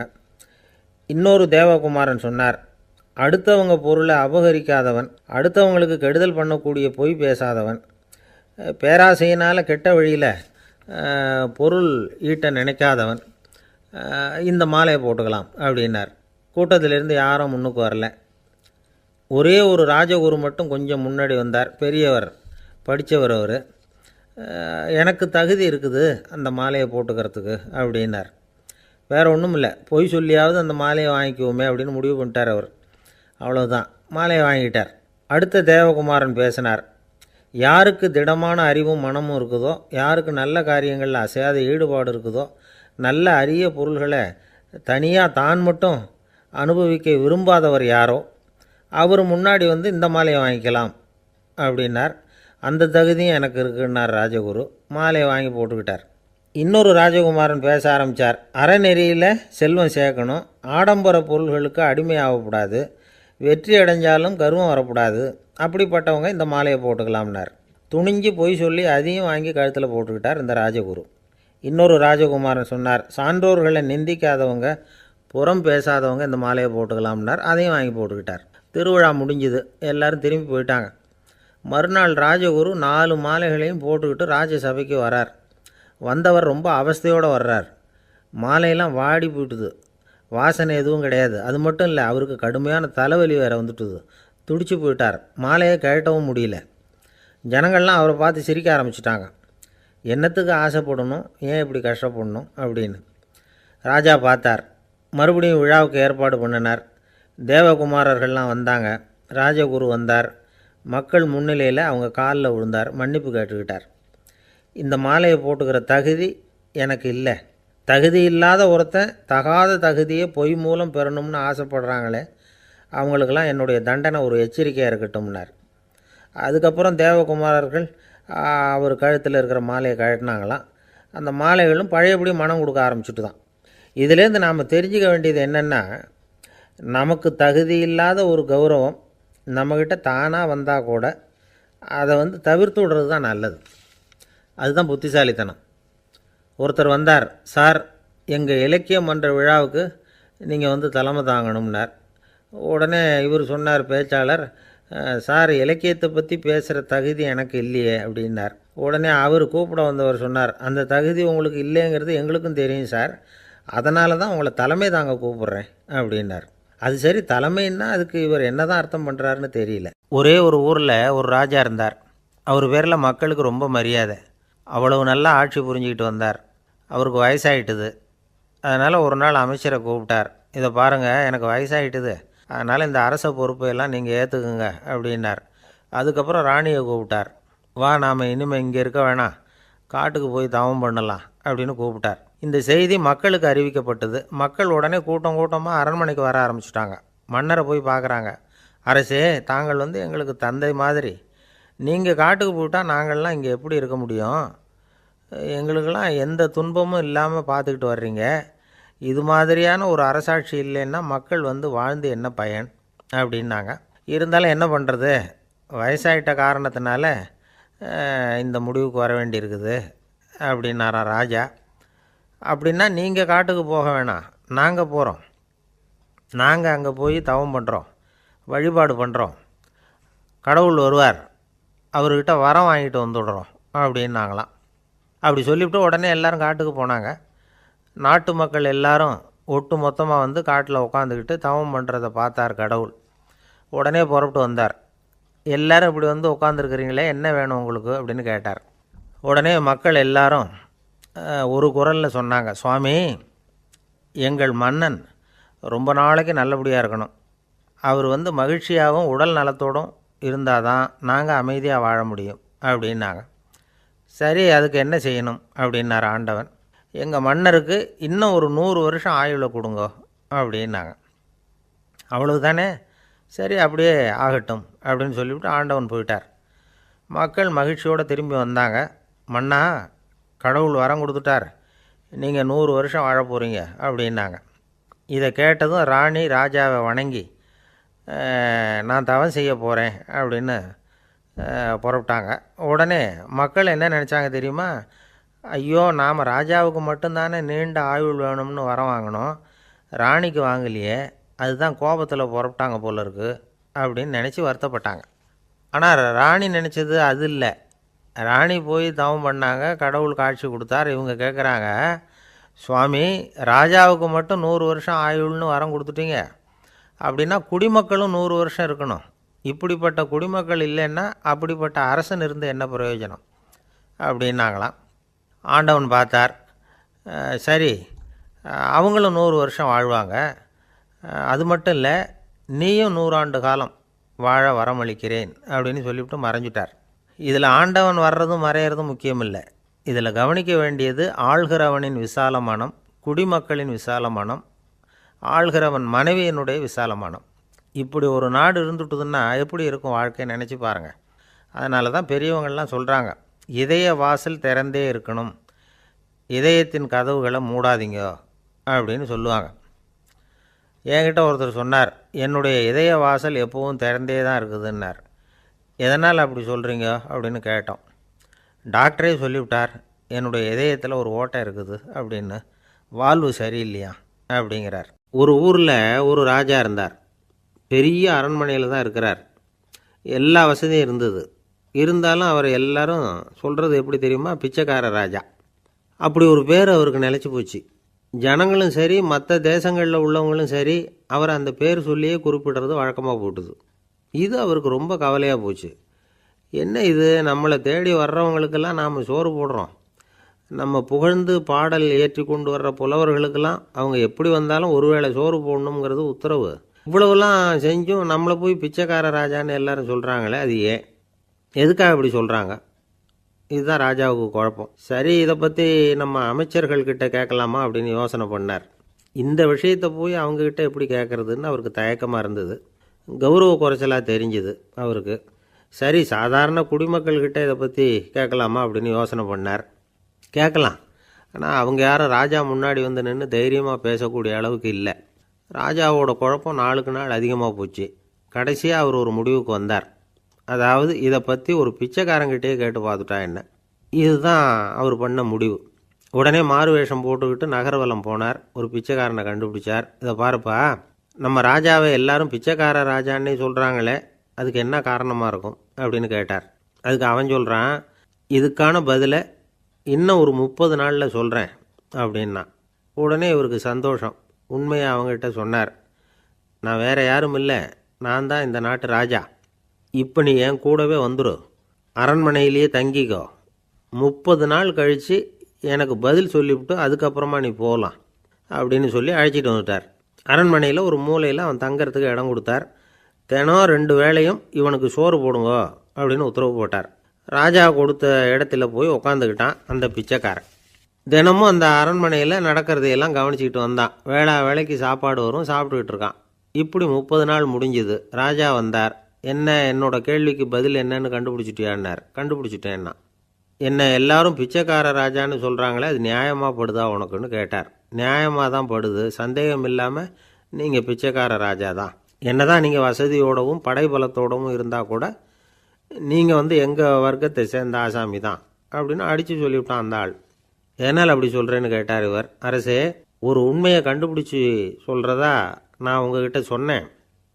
நீங்கள் ராஜ பரம்பரைன்னா உடனே உங்கள் கழுத்தில் கிடக்கிற முத்து மாலையை கழட்டி பரிசாக கொடுத்துருப்பீங்க, பொன்னையும் மணியையும் கொடுத்துருப்பீங்க. ஆனால் நீங்கள் அப்படி செய்யலை. என்னை ஒரு மூலையில் உட்கார வச்சு 2 வேளை சோறு போட சொன்னீங்க. உங்களை தேடி யார் வந்தாலும், யார் வந்து பாராட்டி பேசினாலும் அல்லது பிரச்சனைகளை சொன்னாலும் நீங்கள் செய்கிற ஒரே காரியம் சோறு போடுறது தான். பிச்சைக்காரனுக்கு சோறு மட்டும்தான் உலகம். உங்கள் விஷயத்திலையும் நீங்கள் அப்படி தான் நினைக்கிறதாக தெரியுது. நல்லா கவனிங்க. எந்த ஒரு பிரச்சனைக்கும் சோறு தான் முடிவுன்னு நினைக்கிறீங்க பாருங்கள். நீங்கள் சந்தேகமில்லாத எங்களை சேர்ந்த ஆள் தான் அப்படின்னு விட்டான் அந்த பிச்சைக்காரன். அதுக்கப்புறம் தான் அந்த ராஜா தன்னுடைய தவறுகளையெல்லாம் திருத்திக்கிட்டாராம். பசின்னு வர்றவங்களுக்கு சோறு தான் போடணும், அது தப்பு இல்லை. பாராட்ட வர்றவங்களுக்கெல்லாம் சோத்தையே போட்டு அனுப்புனா இப்படி தான் பேர் வரும். எனக்கு தெரிஞ்ச ஒருத்தர் தினமும் யாராவது ஒருத்தரை தன் வீட்டுக்கு அழைச்சிட்டு போவார், சாப்பாடு போட்டு அனுப்புவார். முன்னறிவிப்பு இல்லாமல் திடீர்னு ஒரு விருந்தாளியோட வீட்டில் போய் இவர் நிற்கிறது வழக்கம். அந்த அம்மாவும் இவருக்காக தயார் பண்ணி வச்சுருந்ததை இவர் அழைச்சிட்டு வந்திருக்கிற விருந்தாளிக்கு போட்டுருவாங்க. விருந்தாளி சாப்பிட்டுட்டு போனதுக்கப்புறம் இவர் மனைவி கிட்ட உனக்கு சிரமம் வேணாம் அப்படின்னு சொல்லிவிட்டு பக்கத்தில் உள்ள ஒரு ஹோட்டலுக்கு போய் காசு கொடுத்து சாப்பிட்டுட்டு வந்துடுவார். பல நாள் இப்படி நடக்கும். ஒரு நாள் அவரை தனியாக கூப்பிட்டுக்கிட்டு போய் ஏன் இப்படி பண்ணுறீங்கன்னு கேட்டோம். அதுக்கு அவர் சொல்கிறாரு, எங்கள் வீட்டு சாப்பாட்டிலேருந்து தப்பிக்கிறதுக்கு எனக்கு வேறு வழி எதுவும் தெரியல சார், அதனால தான் இப்படி பண்ணிகிட்ருக்கிறேன் அப்படின்னார் ரொம்ப பரிதாபமாக. ஒரு சீன தேசத்து அரசர் இருந்தார். அவருக்கு வயசாயிட்டுது. அவருக்கு அடுத்தபடியாக அவருடைய புள்ள பட்டத்துக்கு வரணும், ஆட்சி பொறுப்பை ஏற்றுக்கணும். ஒரு நல்ல தலைவனுக்கு இருக்க வேண்டிய பண்புகள்லாம் தன்னுடைய மகனுக்கு இருக்கணும்னு விரும்பினார் அந்த அரசர். அதனால் இளவரசனை பக்கத்தில் இருந்த ஒரு குரு கிட்ட அனுப்புனார். இளவரசன் அவர்கிட்ட போய் சேர்ந்தான். அந்த குரு என்ன பண்ணார் தெரியுமா? இவனை பார்த்து சொன்னார், இதை பாருப்பா, நீ என்ன பண்ணுற, இப்போவே பக்கத்தில் இருக்கிற காட்டுக்கு போ, நடு காட்டில் போய் ஒரு இடத்துல உட்காந்துக்கோ. அங்கே என்னென்ன சத்தம்லாம் உன் காதில் விழுதுன்னு கவனித்து கேளு. உன் காதில் விழுந்த ஓசைகள் என்னென்னங்கிறத என்கிட்ட வந்து சொல்லு, அதுதான் எனக்கு தெரியணும், உனக்கு வேலையும் அதுதான் அப்படின்னு சொல்லி அனுப்பி வச்சுட்டார். இளவரசன் காட்டுக்கு போனான். குரு சொன்னபடியே ஒரு இடத்துல உட்காந்து கவனித்து கேட்டான். அதுக்கப்புறம் குருக்கிட்ட திரும்பி வந்தான். என்னென்ன சத்தம்லாம் கேட்ட அப்படின்னு கேட்டார் குரு. குருவே, காட்டில் நான் பறவைகள் சத்தம்லாம் கேட்டேன், மிருகங்களின் ஓசையையும் கேட்டேன், இதை தவிர இடி மின்னல் மழை இதுகளோட சத்தத்தையும் கேட்டேன் அப்படின்னா. குரு யோசனை பண்ணார், நீ இன்னமும் சரியாக கேட்கல, அதனால் மறுபடியும் காட்டுக்கு போ, கொஞ்ச நாள் தங்கியிருந்து கேட்டுட்டு வா அப்படின்னார். இளவரசனுக்கு ஒன்றும் புரியல. இருந்தாலும் குருவின் கட்டளையாச்சே, மறுக்க முடியுமா? உடனே அவன் மறுபடியும் காட்டுக்கு போனான். ஒரு இடத்துல உட்காந்தான். கொஞ்ச நேரம் உன்னிப்பாக கவனித்து கேட்டான். சில நாள் கழித்து குருக்கிட்ட திரும்பி வந்தான். குருவே, இந்த தடவை சில துல்லியமான சத்தங்களை எல்லாம் கேட்டான். தேனீ பறக்கிற சத்தம், நீரோடையின் மெல்லிய ஓசை, இதெல்லாம் கேட்டேன்னா. குரு சிரிச்சார். நீ மறுபடியும் காட்டுக்கு போ, இன்னும் சில நாள் அங்கே இரு, முழுமையாக கவனமாக கேட்டுக்கிட்டு வா அப்படின்னு சொல்லி அனுப்பி வச்சுட்டார். இளவரசனுக்கு குழப்பம் அதிகமாயிட்டுது. ஒன்றுமே புரியல. மறுபடியும் காட்டுக்கு போனான். மௌனமாக ஒரு இடத்துல உட்காந்துட்டான். அப்படியே தியானத்தில் ஆழ்ந்துட்டான். சில நாளில் அவனுக்கு இதுவரை கேட்காத ஓசைகள்லாம் கேட்க ஆரம்பிச்சிட்டுது. இதைத்தான் நான் கேட்கணும்னு என்னுடைய குரு எதிர்பார்த்துருக்கிறாருங்கிறத புரிஞ்சுக்கிட்டான். உடனே குரு கிட்ட ஓடனான். குருவே, இந்த தடவை காதுகளுக்கு கேட்க முடியாத சில ஓசைகளை கூட என்னால் உணர முடிஞ்சுது. பூ மலருகிற ஓசை, சூரியனால் பூமி சூடாகிறப்போ எழுகிற ஓசை, காலை பனித்துளி இந்த புல்லுலாம் குடிக்கிற ஓசை, இது எல்லாம் என்னால் நல்லா கேட்க முடிஞ்சுது அப்படின்னா. குருவுக்கு இப்போ தான் திருப்தி ஏற்பட்டு தான். இளவரசனை பார்த்து சொன்னார், இதை பாருப்பா, இப்போ தான் நாட்டை ஆளுகிற தகுதி உனக்கு வந்திருக்குது அப்படின்னு சொல்லி அதுக்கு விளக்கமும் கொடுத்தாராம். எந்த அரசன் தன்னுடைய மக்களின் இதயம் பேசுகிற மௌன மொழியை, மௌன வார்த்தைகளை கேட்குறானோ அவன்தான் ஆள தகுதி உள்ளவன். எந்த அரசன் தன்னுடைய மக்களின் உணர்ச்சிகளை உண்மையாக உணர்றானோ அவன்தான் முதன்மையான அரசன். போலி வார்த்தைகளை மட்டும் கேட்டுட்டு பல மௌன ராகங்களை காதில் வாங்கிக்காதவன் அரசனே இல்லை. எந்த நாட்டில் எப்போ ஒரு அரசன் தன்னுடைய மக்களின் உணர்ச்சிகளை கேட்க மறுக்கிறானோ அன்னையிலேருந்தே அந்த நாடு அழிய தொடங்குது அப்படின்னு அர்த்தம். இதுதான் அந்த குரு இளவரசனுக்கு போதித்தது. வாயால் பேசுகிறத மட்டும் கேட்டு ஏமாறக்கூடாது, உணர்ச்சிகளையும் கேட்குறதுல தான் மனப்பக்குவம் உண்டாகும். மக்கள் உணர்ச்சிகளை புரிந்து கொள்ளாத அரசர்கள் நீடிச்சிருக்க முடியாது. அது மாதிரி நாடுகளில் அடிக்கடி குழப்பம் தான் உண்டாகும். அப்படி இருந்தால் அடிக்கடி ஆட்சி மாறிக்கிட்டு இருக்கும். அப்படிப்பட்ட ஒரு தேசம், அங்கே ஒரு சிறைச்சாலையில் 3 கைதிகள் பேசிக்கிட்டு இருந்தாங்க. ஒருத்தன் சொன்னான், நான் இந்த நாட்டு ராஜாவை எதிர்த்து பேசிக்கிட்டு இருந்தேன், அதனால் என்னை பிடிச்சி கொண்டாந்து இங்கே போட்டுவிட்டாங்க அப்படின்னா ஒருத்தன். இன்னொருத்தன் சொன்னான், நான் இந்த நாட்டு ராஜாவை ஆதரித்து பேசிக்கிட்டு இருந்தேன், அதனால் என்னை பிடிச்சி கொண்டாந்து இங்கே தள்ளிவிட்டாங்க அப்படின்னா.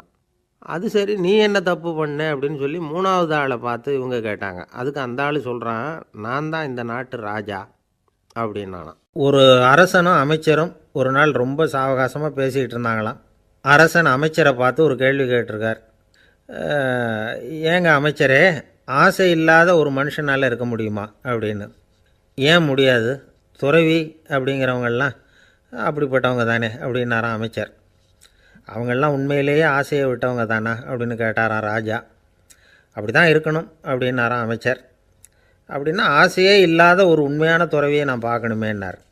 அது என்ன பிரமாதம், அதுக்கு நான் ஏற்பாடு பண்ணுறேன் அப்படின்னு விட்டார் இவர். சொல்லிவிட்டு உடனே புறப்பட்டு போனார். அங்கே தேடினார். அப்புறம் தான் அவருக்கு புரிஞ்சுது உண்மை துறவியை கண்டுபிடிக்கிறது எவ்வளவு கஷ்டமான காரியம்னு. இருந்தாலும் ராஜா கிட்ட சொல்லியாச்சே, உண்மை துறவியை காட்டுறேன்னு.